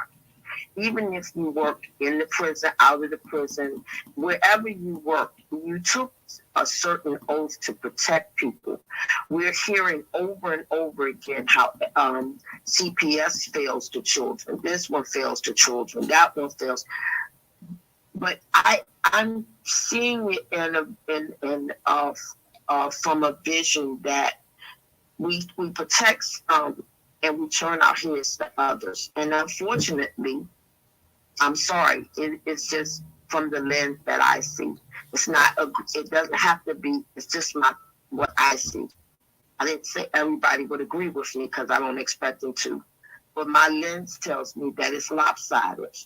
When it's a person of color, it's extreme. When it's not, they come out immediately. He was having an episode, blah, blah, blah. It's always justified. That's the word I'm looking for. Mm-hmm. But when it's any other culture, I'm just saying truth. They don't justify it. Well, that's what about a kid that shouldn't be dead. We shouldn't be talking about this kid. Right. He was having a mental breakdown or mental episode. Maybe he didn't take his medicine. Maybe they told him to take it and he didn't. You know how kids do, spit the pill out. I don't know. Yeah, but he still needed medical attention. But then why is he dead? He got medical attention, but not the right kind. He got medical attention? Yeah. I mean, not the kind that he should have gotten, is what I'm saying. He didn't get, like they went in and gave him medicine. I mean, when they called for assistance that he was having a crisis, they should not have taken him to juvie. That's the problem. They took, okay, if you're dying of a heart attack, well, I'm going to take you to the motel. I'll drop you off at home. You having a heart attack. That's mental, that's medical, that's health. That's got nothing to do with your decision that, I'm going to have a heart attack today. No. I'll have it in 10 minutes or something. Just go in and take me home. You having a heart attack, you need to go to the hospital. Why would they take him to jail? It's called the juvie jail. That's what it's called. It's called kitty jail. Juvenile Intake Assessment Center. JIAC. They call it JIAC. That's the kitty jail. They don't have his medicine, so they can't give him medication. So that's the first problem right there. That's the first problem right there. I was looking at Brown Sugar's comment, and I'm just going to comment on that. Okay, go ahead. Down. And she's saying something that is so true. You can't, even if you take training for mental health cases, if you have a personal, or what's this? I don't have my glasses on, but if racism is ingrained in you, it doesn't matter what you're taught. When you go to face those individuals that you have a prejudice against, you're still not going to do the job you were hired to do. Right. So that everybody understand, I have a daughter who's a cop, and I remind her every day, when you step out to deal with people, you make sure you keep your personal feelings on the back burner all the way behind, because their life as well as yours depend on how you treat them, how you approach them. If you approach them the correct way, sometimes you can diffuse situations, and sometimes you can't. It is already heightened when you get there. Exactly. But I speak to her about that all the time. And trust me, because of who she is, she has three wins. I'm not even going to get into that. So she already has to be on guard. But I tell her all the time, keep in mind, I don't even tell her, remember, you got family, and you got brothers, you got a sister. I just tell her, people are people. I don't care what nationality they are. So I don't need her to learn that. I taught her that from home. Right. Mm-hmm. I believe that is where the broken piece is. Because when we go back, like over the holidays, we talked about a lot of stuff over the holidays. I'm talking about people in general, how we were closed in. Look at this and look at that. And every day we look out, we see that people are dying. Right. For no reason. Children are losing their lives. All because of somebody saying, well, guess what? We ain't got to worry about it no more. They're getting paid. They get to see their family. This young man is gone. Yeah, they gave them paid administration leave. But you know what? And I'm just gonna say this because I've noticed that Wow. like when people know that they're part of that system, or like, because we've got family member in here, they're married to police officers. We got family member in here, they are police officers, or they work for the jail, prison, or or they work at a mental hospital or something, or they're nurses or whatever. So they're gonna feel some kind of certain way, like, hey, you're stepping on my toes or whatever. But here's the thing. See, this is why when people don't acknowledge the truth and they want to say what's right is wrong and what's wrong is right, and they keep going, this is why it keeps happening, because people's like, I don't see nothing wrong with it because my husband's a police officer and they're all not like that. No, they're all not like that. Ain't nobody saying they all like that. But in this situation, everybody made a bad decision. Exactly. No, all cops are not bad. Yeah, all cops are not bad. All white people are not bad. All black people are not bad. All Mexican people are not bad. You can't put everybody in a bucket. But it does happen more often that when they do get calls and it's African American that's having a crisis, that we fear for our lives, because we know deep down inside, yes, that there's going to be fear in that person that come, and the person that come is usually the one that got a good job, which pays, administration leaves even when they mess up.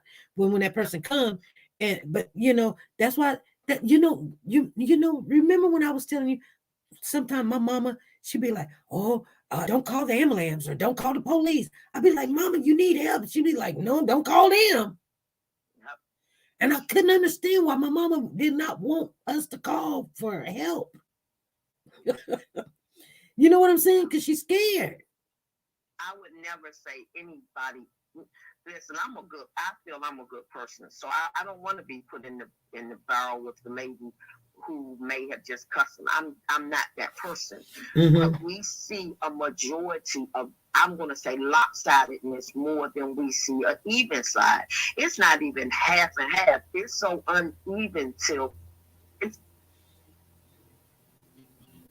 just to whoever it is.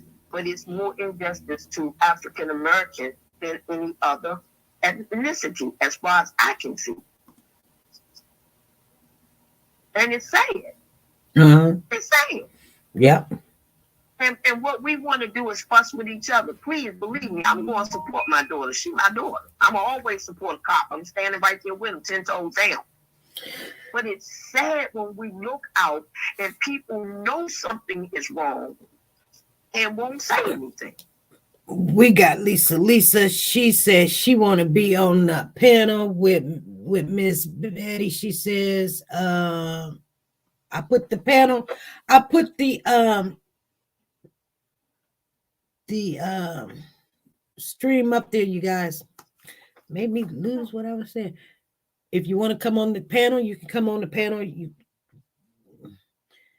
I guess she got something she want to say. She said she's telling the truth, though. So it's not. I'm just saying, I'm like USB. I just tell the truth. I mean, we all come from different backgrounds, Yeah. And we have to be honest with things. We have to see things for what they are. Stop turning our heads to listen. Change is not going to happen. You have to be the change. You don't want people to see you a certain way. Change your mindset. Right. And then keep going, just keep going and keep moving and backwards. You know, I came up with parents that my parents were older people. So I could have been bitter because of what my parents went through, but I wasn't. They made me better.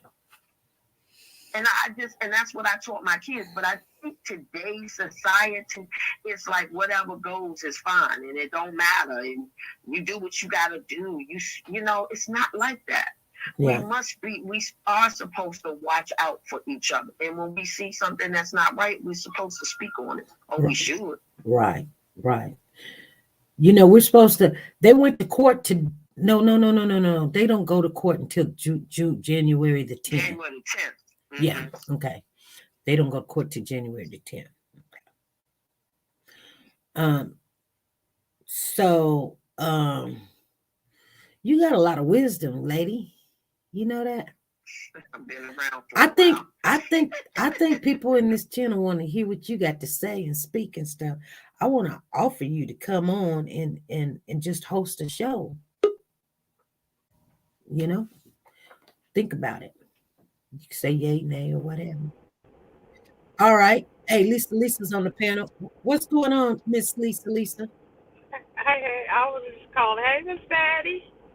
Wait, let me try to flip this phone. Hey, sweetie, how are you? Upside down. I'm good.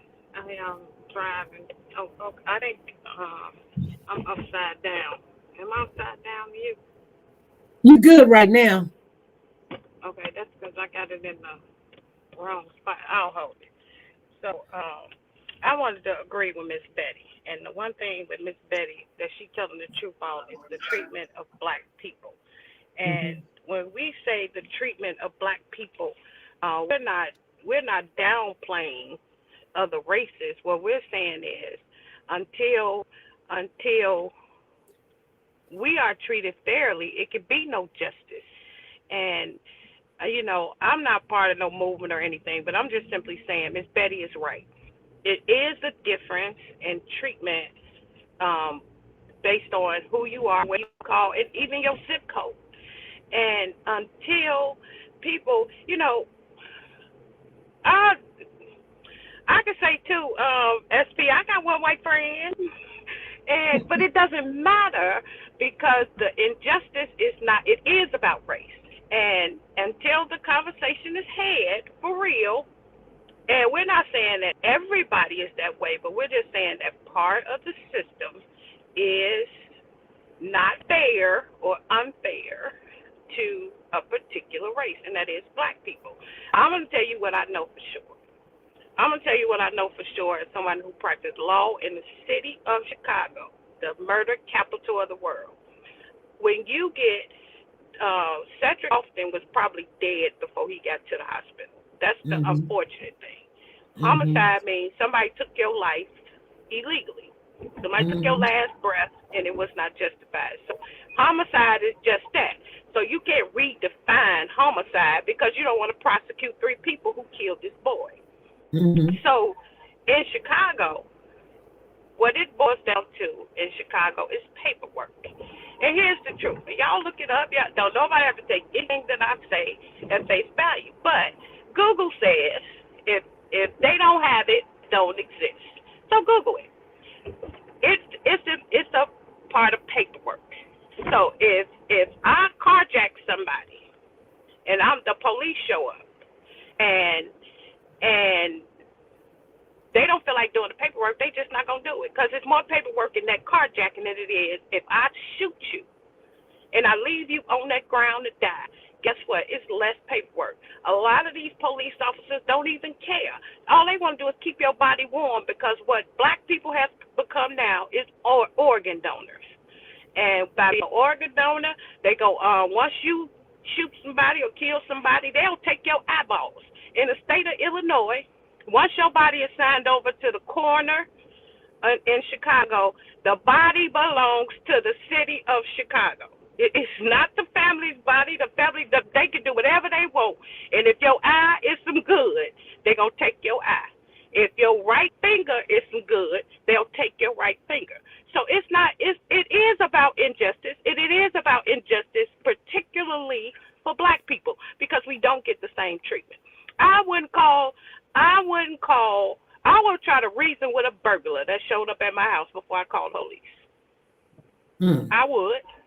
I would sit there and, just like the Bible said, can we reason together before I call the police on them? Because I don't want the police to kill this man on my porch. But that's what I resorted to as a law-abiding citizen in the state of Chicago, in the city of Chicago, is that I don't want to be responsible for the death of of another human being just because I call the police.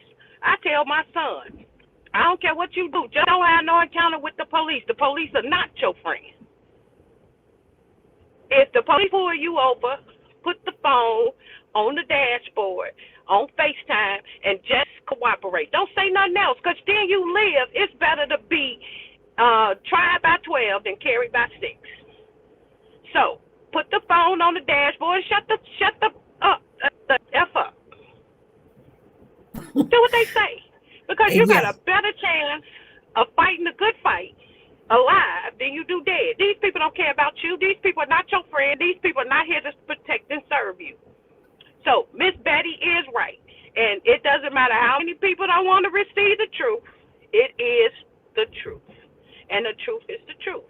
The Bible said truth make you free, so free yourself, because it is a difference. It's a difference in the treatment when they put their knee on George Floyd.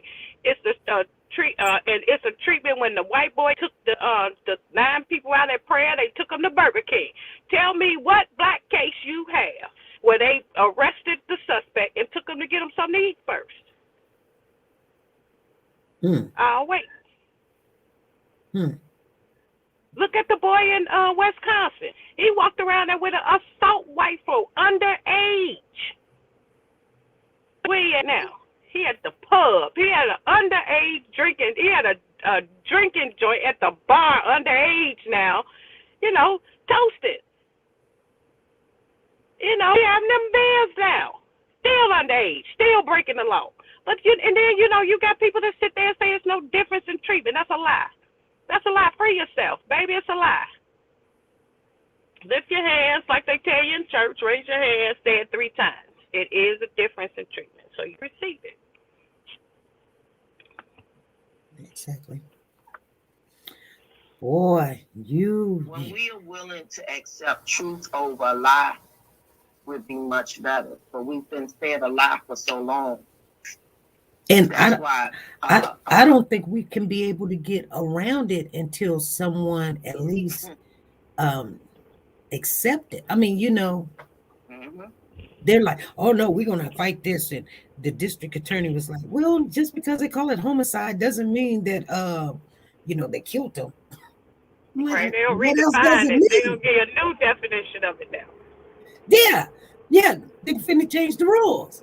Well, you know what I'm saying? We're trying to change the rules because the police department's in trouble because they shouldn't have took the kid to the JIAC, and now the people at JIAC is in trouble because why are you taking this kid at 4 o'clock in the morning and trying to reason with him and knowing that he's got a mental issue situation going on? Nobody's just taking that. Y'all want to take him after you done beat him in the head and then say he just started snoring.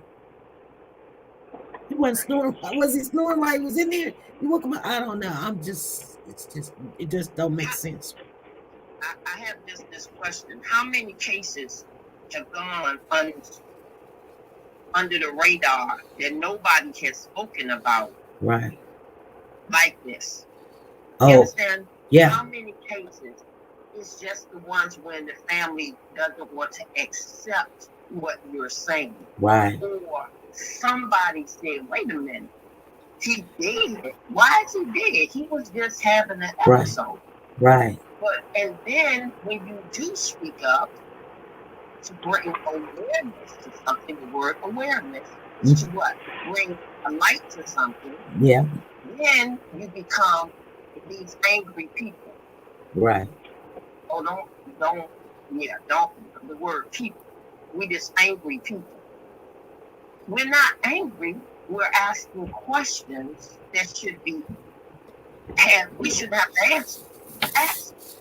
You took this young man from the house because he was having an episode. Put him in a room. Why didn't you give him his medication? Because at 4 a.m, he should have been asleep. Right. He probably was asleep. And then if his body showed a lot of trauma, who was beating on him? After TeNika Who's says beating on this his man body? was black, this police officer was just as black as me. Okay. It doesn't matter. See, and that's something I else. never said what color he was. I'm just Yeah. saying they had no business doing anything to him. You I know what? never said what color the police officer. And it doesn't matter what color he is. You know what? The funny thing, let me tell you what happened. I was driving this expensive car. I'm doing pretty good for myself back in the day. In 1999. I got pulled over. Now I rolled up on a stop sign instead of stopping. I did one of those California city or California road stops or whatever. I rolled through it. And whoop, whoop, whoop, whoop, whoop, whoop, stopped me, pulled me over. My kids is in the back seat, seatbelt and everything.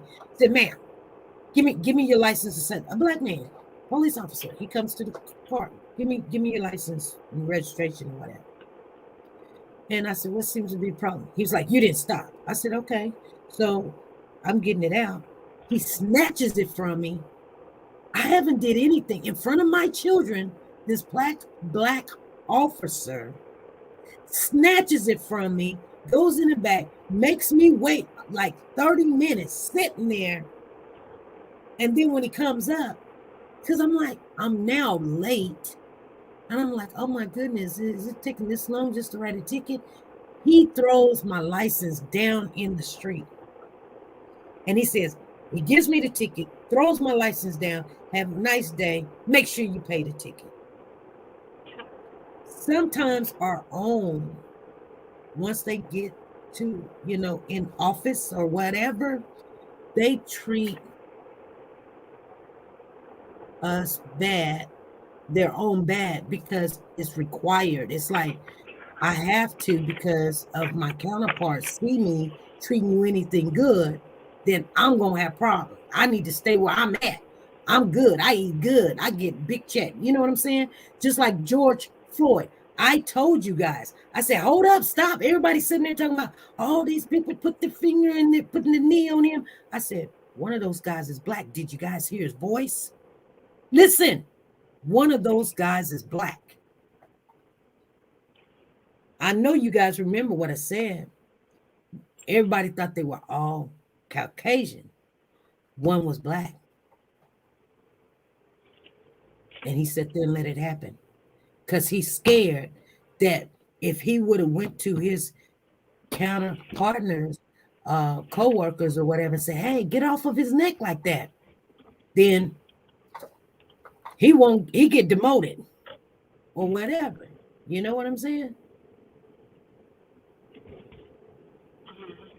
And he was light as I get out of here. You couldn't look at this man and tell he was black. But if you heard when he said something, he spoke something, I said, hold on, you guys. That is a black man's voice. One of those officers is black. I don't know if y'all guys remember that. And then when y'all found out about it, y'all was like, oh, wow. And he went off and took off and ran and hid. Matter of fact, his family was on Facebook talking about he decided to become a police officer so he can help the equation.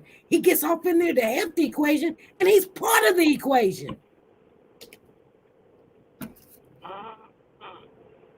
That may be your intent initially, but once you get and you become a part of something, you either do what? Conform, or be ostracized. Yeah. And I don't care what job you're in. And then that's when people think it's okay for what they're doing. You know what I'm saying? Yes. When you sit back, watch it happen, you evolve. Even if you don't do anything but sit back and watch it happen and not say nothing, because the minute that you say something, you might get your pay doc, you might get demoted, you might have to sit down or something. And trust me, I know it's hard, but we have to start doing what is right, regardless of the consequences. You remember that job I told you guys about, and that job paid me well. But I'm saying, look, I can't go back to that job.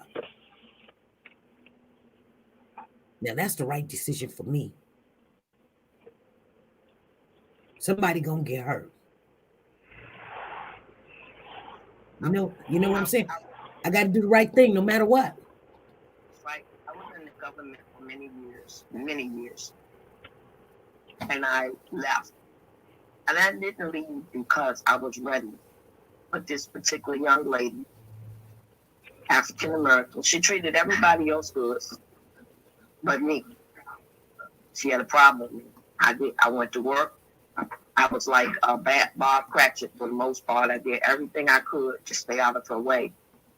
And when I finally got ready to leave, her and I had a one-on-one conversation. And I didn't care because she couldn't, it wasn't like anything she could do to me.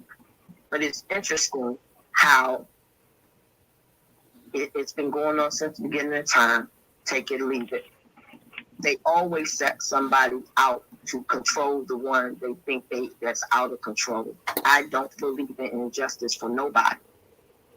I speak up for everybody. And because of that, many people got promotions that were being stagnated, all of that. But I didn't benefit from it. They did. But God blessed me at the end because I was able to go somewhere else and make more money without the stress. All I'm saying is sometimes we have to be that forerunner to say, listen, I didn't sign up for this. I signed up to help to protect and serve. And I'm not speaking of just the police. Listen, let me say that. I think everybody failed him. If the healthcare people were called and they didn't get there, they failed him. If the people who was watching him didn't watch him correctly, they failed him. I'm not speaking of just the police officers. I have a police officer in my family, so I'm not going against police officers. Everybody who should have been caring for this child failed him. And we can justify his deceased. He's not like he's in the hospital and he's going to get better. He's deceased. All because he was having an episode and somebody didn't know how to handle him. Mm-hmm. But who handles the episodes, though? Who do you call now? I'm for real. Who do you call for help if you have an episode? Well, you call the police so that they won't just keep walking and going to somebody else and hurting somebody else, and so that they can detain you right there. But then you call ComCare, you call one of the mental crisis centers. They have them in every state, they have them in every town. You have one. Trust and believe the state has to have it. So we have them here. We have them on the north side, east side. We have them in the middle of town. So somebody could have got to this young lad quickly, easily. And then they shouldn't have never taken him to jail. Period, point blank. Period, point blank. Like I was just telling Betty, I said, if you're having a heart attack, why am I going to take you home? You having a heart attack. You having a crisis. That is a health issue. Jail don't deal with health. Jail deals with behavior.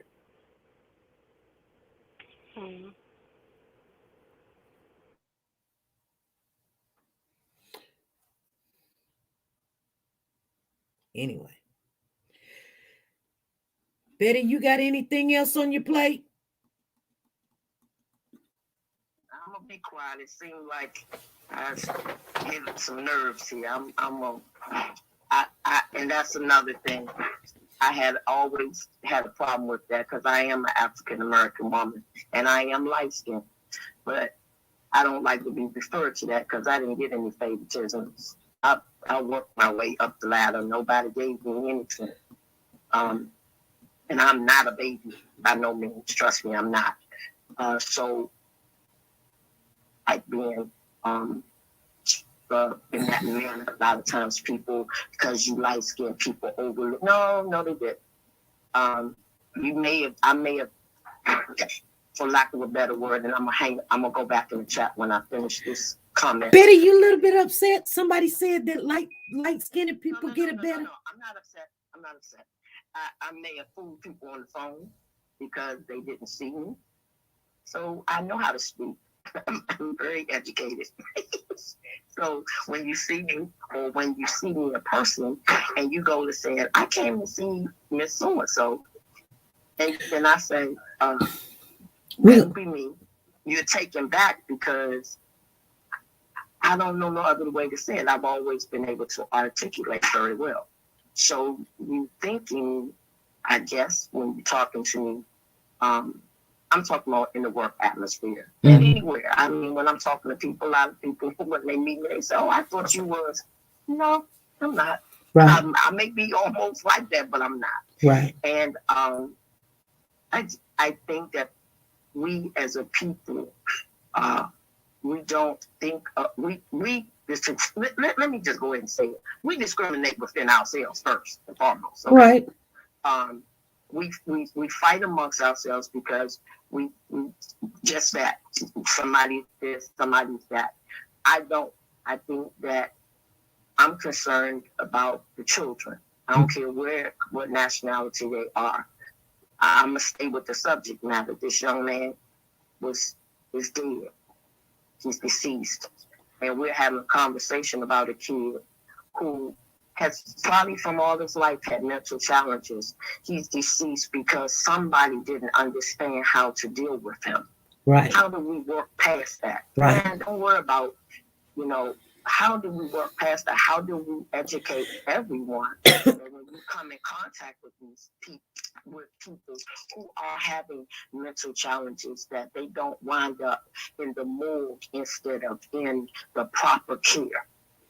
That's all I'm concerned about, and nothing else. Okay. And if that means retraining, how we, what our mindset is, then let's start there. Right. And if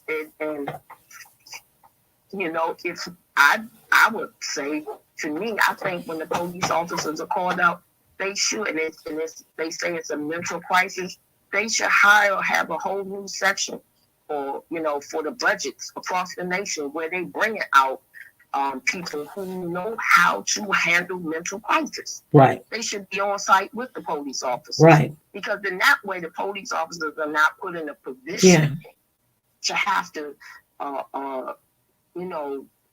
be a counselor as well as try to defend.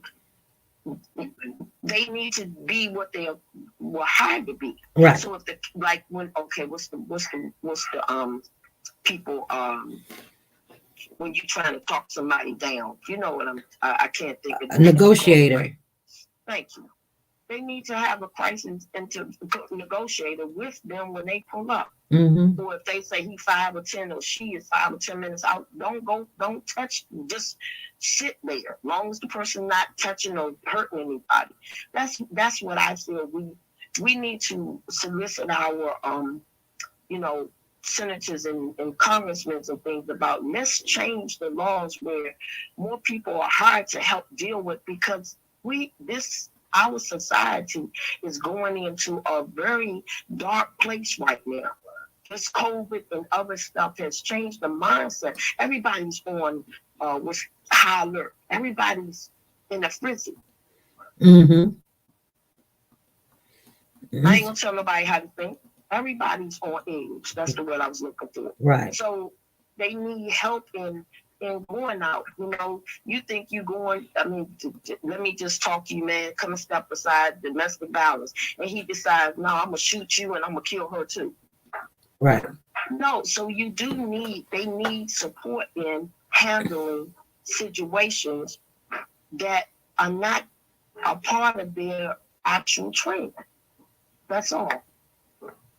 So I'm going to be quiet, man, and let someone else. Okay, I'm going to say one thing, but I think we're going to have to continue this conversation. And Freddie Johnson came out and she says, come out at his sister. This saying was handed down through history. You yellow, you mellow. You brown, stick around. Black, get back. And this is what my family told me as a little girl. And you know what? She's right. And this is what I learned this too. I think it was like, if you light, you're right. You all right. And if you brown, they'll keep you around. But if you black, get to the back. And so this is taught to are us also. So there is problems against race inside of itself. You know what I'm saying? It's like it kills itself. It beats up on itself. Like, and then that's hard to do because the word says a house divided cannot stand. Now, if you hate, and then that's just a whole different subject when we're talking about something of that nature, because some people tell me, that they'll get mad. Some of the African American women get mad, and they was like, "Oh, that brother, he's just with this girl because she's white." And sometimes that's why they with him, but sometimes they with him because the advantages of being with him is favorable. Sometimes they with him just because they do love them, and sometimes they with them just because they're thinking that that's going to be a hand up. You know what I'm saying? But people do what they do. Like I said, they don't like black women, and they say that they are nauseous. They say that they're aggressive, and sometimes you can look at stuff. Cheryl C says, I'm learning a lot, and sometimes you look and you say, wow, yeah, my son came to me and he said, Mom, and I said, why do you only date, the Caucasian women? Because he only dated Caucasian women. And because I don't want you to not like your own people. I mean, I brought you over here so you can learn and get more of education over here. Because I know they ain't got all the books over there on the north side. I already know that. So if I don't know how to spell a word, it's because of the education that I got from on that side of town. But you're going to get a better education over here because I know that because they're giving them the books over here. You know what I'm saying? But he told me, he said, I date them because they're nice. I date them because they accept me. And then he says, and I date them because they don't holler and they're more submissive. Now, is that true?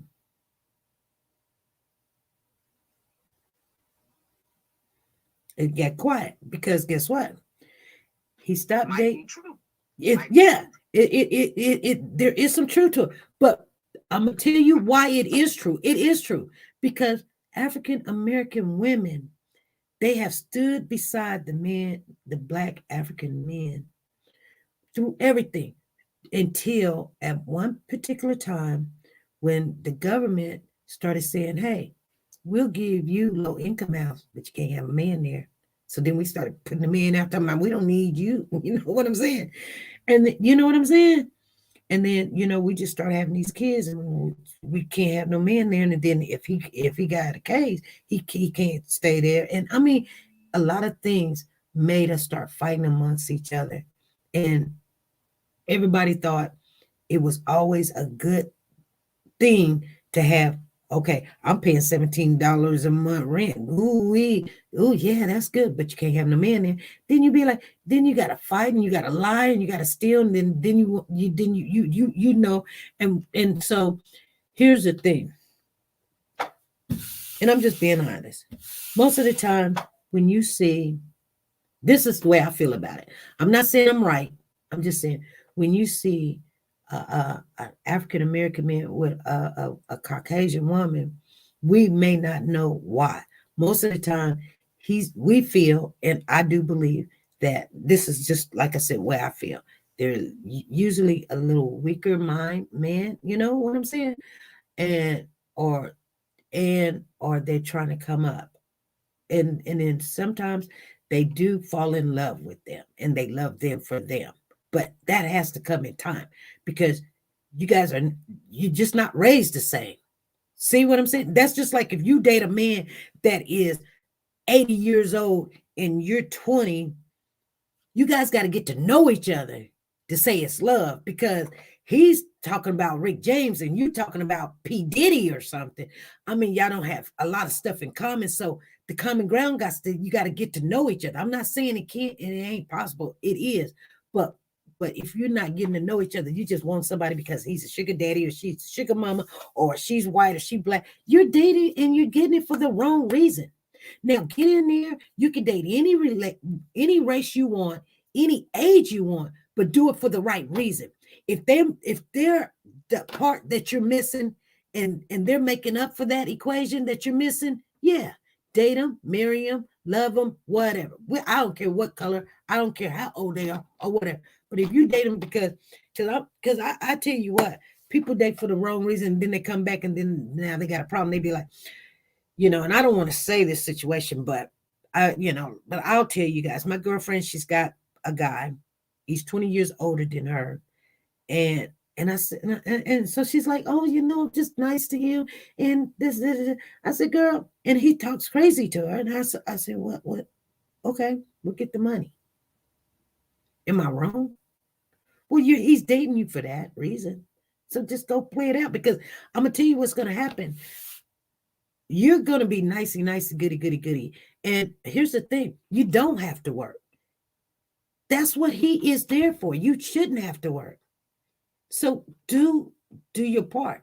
I love him. I'm not for the money, whatever. Well, what's going to happen? This is what usually happens. She quits dating him, or he goes off and get with somebody else. And she's working her butt off for the rest of her life because she was just being nice and everything. Then you can love him. He can love you.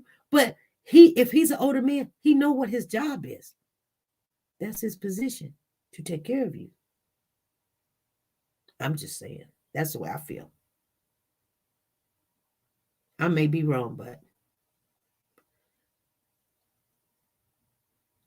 I doubt it. But you're right. You're so right. Things that we were taught when we was young, they stay with us. So when you said somebody was in their feelings, and when Freddie said what she said, I was taught that. I was taught that. My mother told me, she says, my whole family is dark African American. We are dark because we are from the African descent also. Not just Americans, but African. And I mean, it's not 2-3 generations. It's my dad. Just telling y'all how it is. So she told us, you guys are going to get treated a little bit harsher because your bloodline is not, she said, diluted with master's bloodline. Your bloodline comes from Africa. I'm just telling you what my mama told me. And then, like I said, what she said, if you light, you're all right. If you brown, we'll let you stick around. But if you black, get to the back. That's just the way it was. So this is something that we were just saying. When we start seeing what is true, we may not like it. That's right. But acknowledging that is true. We have discrimination in our own races. Mm-hmm.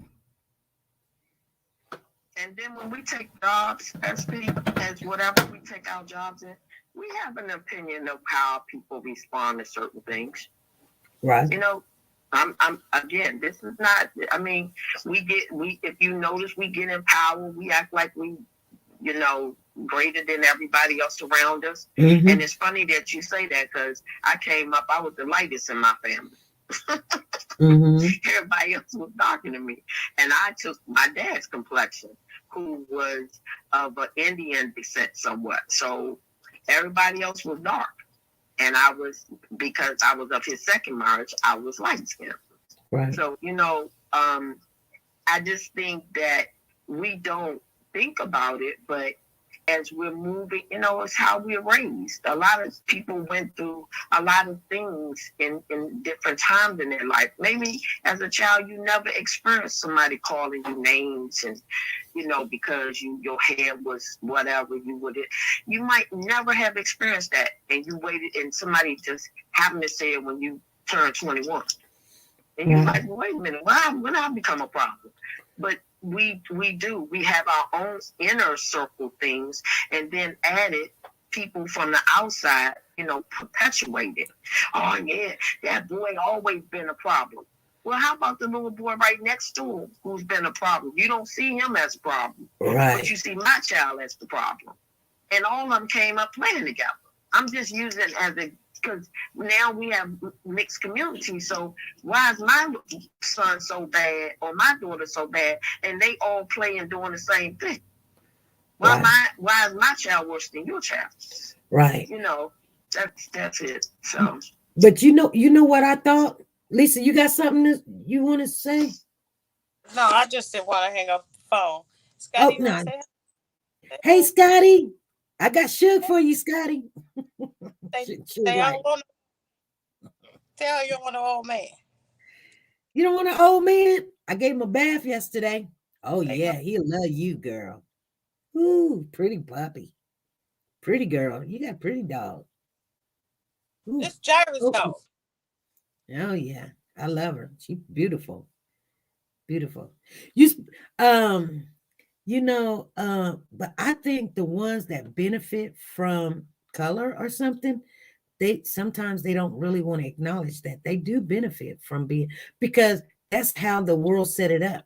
Because back in the day, when I was growing up, you didn't see dark-skinned people on TV.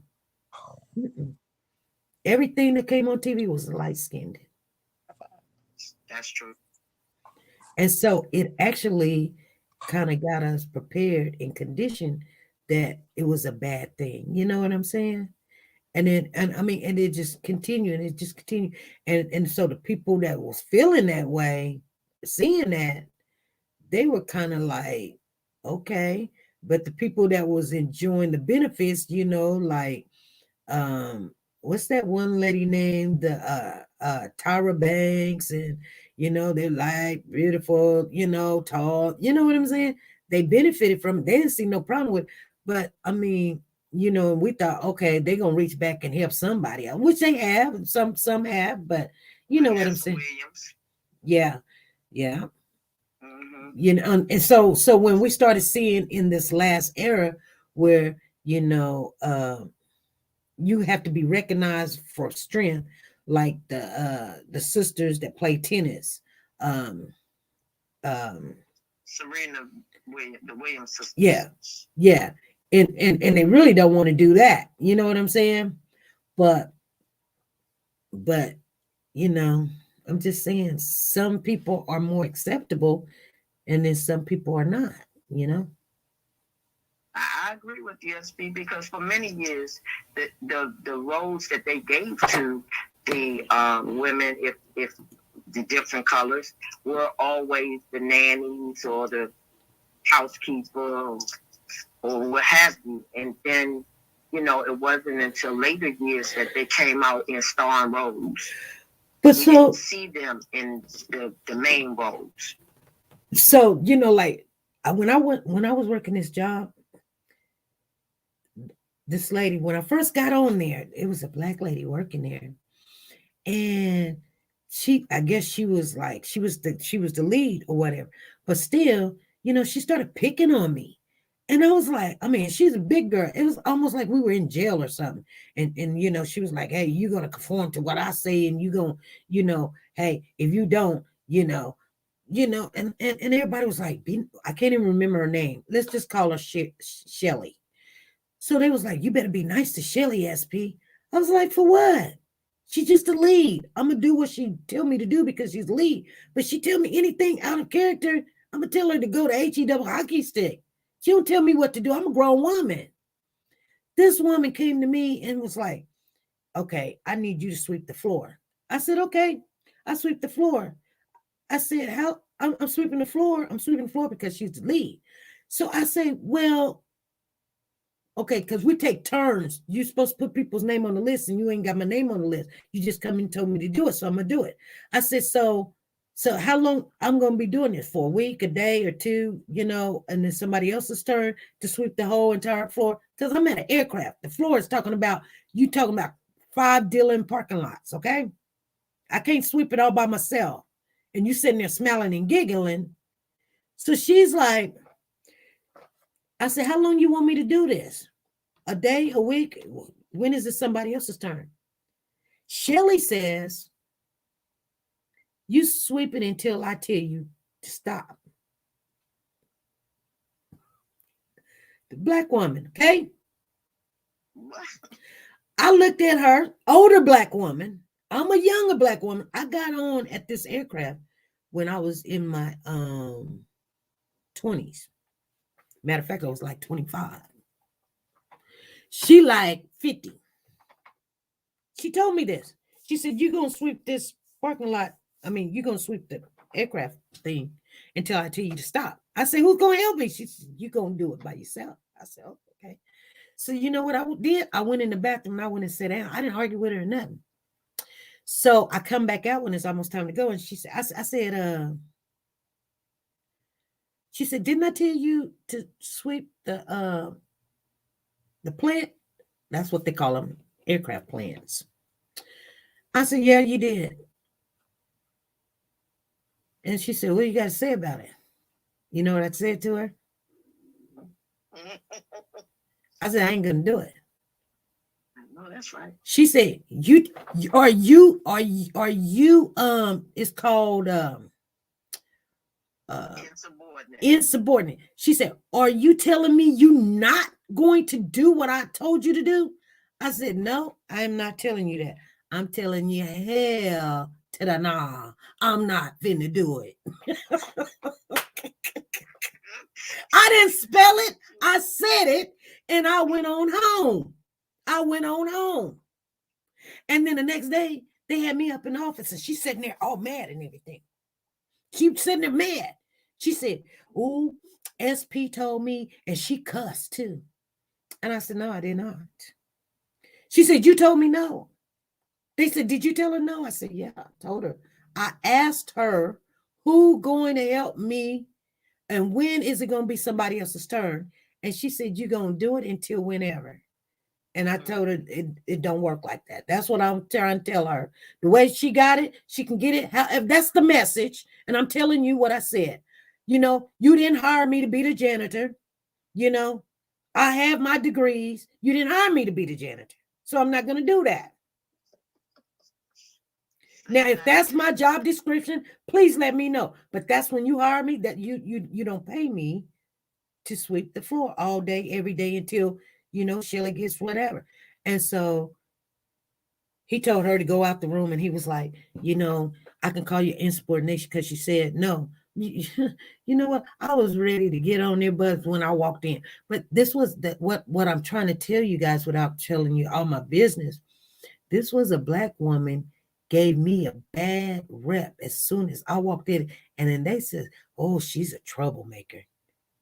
That Black woman started that mess. Yep. And, you know, ever since then, I had problems at that job because she made a situation. She made me an example. Oh, trust and believe. She never did apologize, but I guarantee she respects me.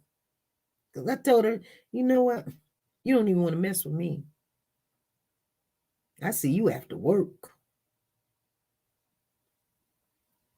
But I'm not a violent person, but still, you're not gonna bully me at work or anywhere. I don't care. You know what I mean? Anyway. That's right. She did that, and sometimes when people get into their position of authority, they start, and that's what I had to tell that manager. I said, he was like, she's not discriminating against you. She Black. I said, man, she's treating me like trash because she making sure everybody knows she treat me like trash. So she can stay in her position. It's called discriminating within.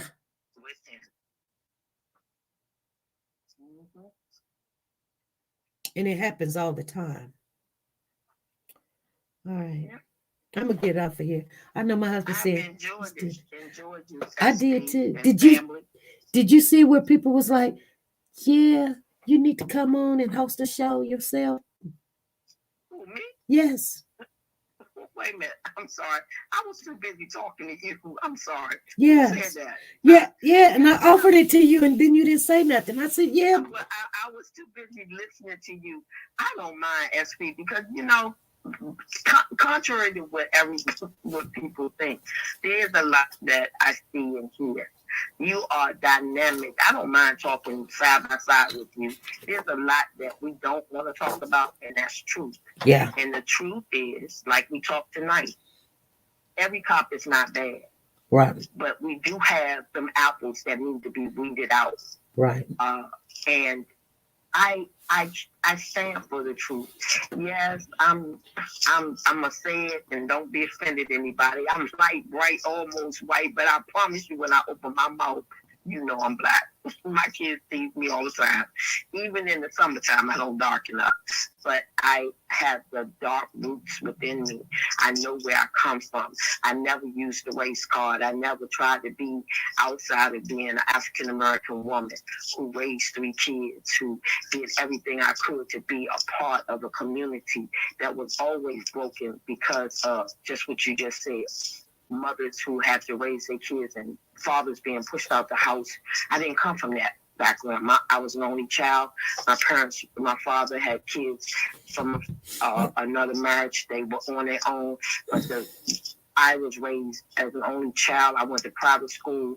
My kids went to private school. I lived a very comfortable life. Yeah. And so, but I believe that it starts at home. My father could not read. My mother could not read. Mm-hmm. But that didn't mean that was going to be my story. Right. And it wasn't. Right. So, whenever you want me to come up, I don't have a problem. All I'm right. always here. We're gonna work it. We're gonna work it out. Right. We're gonna work it out. Yes, we are. Right. We're gonna be greater this year because we're gonna do great things. We are. We're gonna make some noise. We're gonna make some noise. We are. They gotta start. People have to start paying attention to what's important. And I love the mods and everybody in the family. They keep us on the straight and narrow. That's what I like about your channel. They're going to put some respect on our name. They're going to know about Warriors for Children. They're going to put some respect on our name. We coming out this year. I know that's right. I don't care what color you are. If you love your children and you love the Lord and you all for right, you in the right channel. And we're going to speak truth. Yeah, we're going to get mad. We're going to cry sometime. But we're going to tell it like it is, though. All right, SB, have a good night, and thank you for allowing me to come on. All right, thank you. Bye-bye. Bye-bye. All right, you guys, I'm going to get off of here. Thank you guys for showing up. We're going to have Tyrese Tuesday tomorrow night, you guys. We're going to come on here. We're going to chat it up. We're going to try to keep it about Tyrese. We're going to keep it about what's going on. We know that the court date, and I know we're going to probably feel in some kind of way. But I love you too, Cheryl C. And Crystal's up in here. I see Kim is here. I see Philly G is in the building. And Gloria is always in the building. I love you guys. I will see you tomorrow night. Please come in, support this family. If we can't get justice, we can support the family. Let them know that they ain't standing out there by themselves. We still got Tyrese in our prayers. We got the family in our prayers. Please make sure you come in here. Make sure you always hit the thumbs up. Make sure you always share. You guys, we're going to do it this year because I'm ready. I'm ready for this year. I'm telling y'all. Y'all better be ready because we're going. We're going to go somewhere. You watch and see. You see the number right now? Look at the number. Take a snapshot of it right now. Take a snapshot. It's 74 people in here. Wait until somebody tell us. Wait until like October. And I'm going to say, let's see, October the 3rd. Let's wait until October the 3rd. We're going to come on here October the 3rd, 2000 and let's see where that number is. Right now it's 74. Okay. I see you guys. Let's see how God works. I just threw it on out there. I just threw it on out there, you guys. All right. Be good, be safe, and be nice to each other. Bye.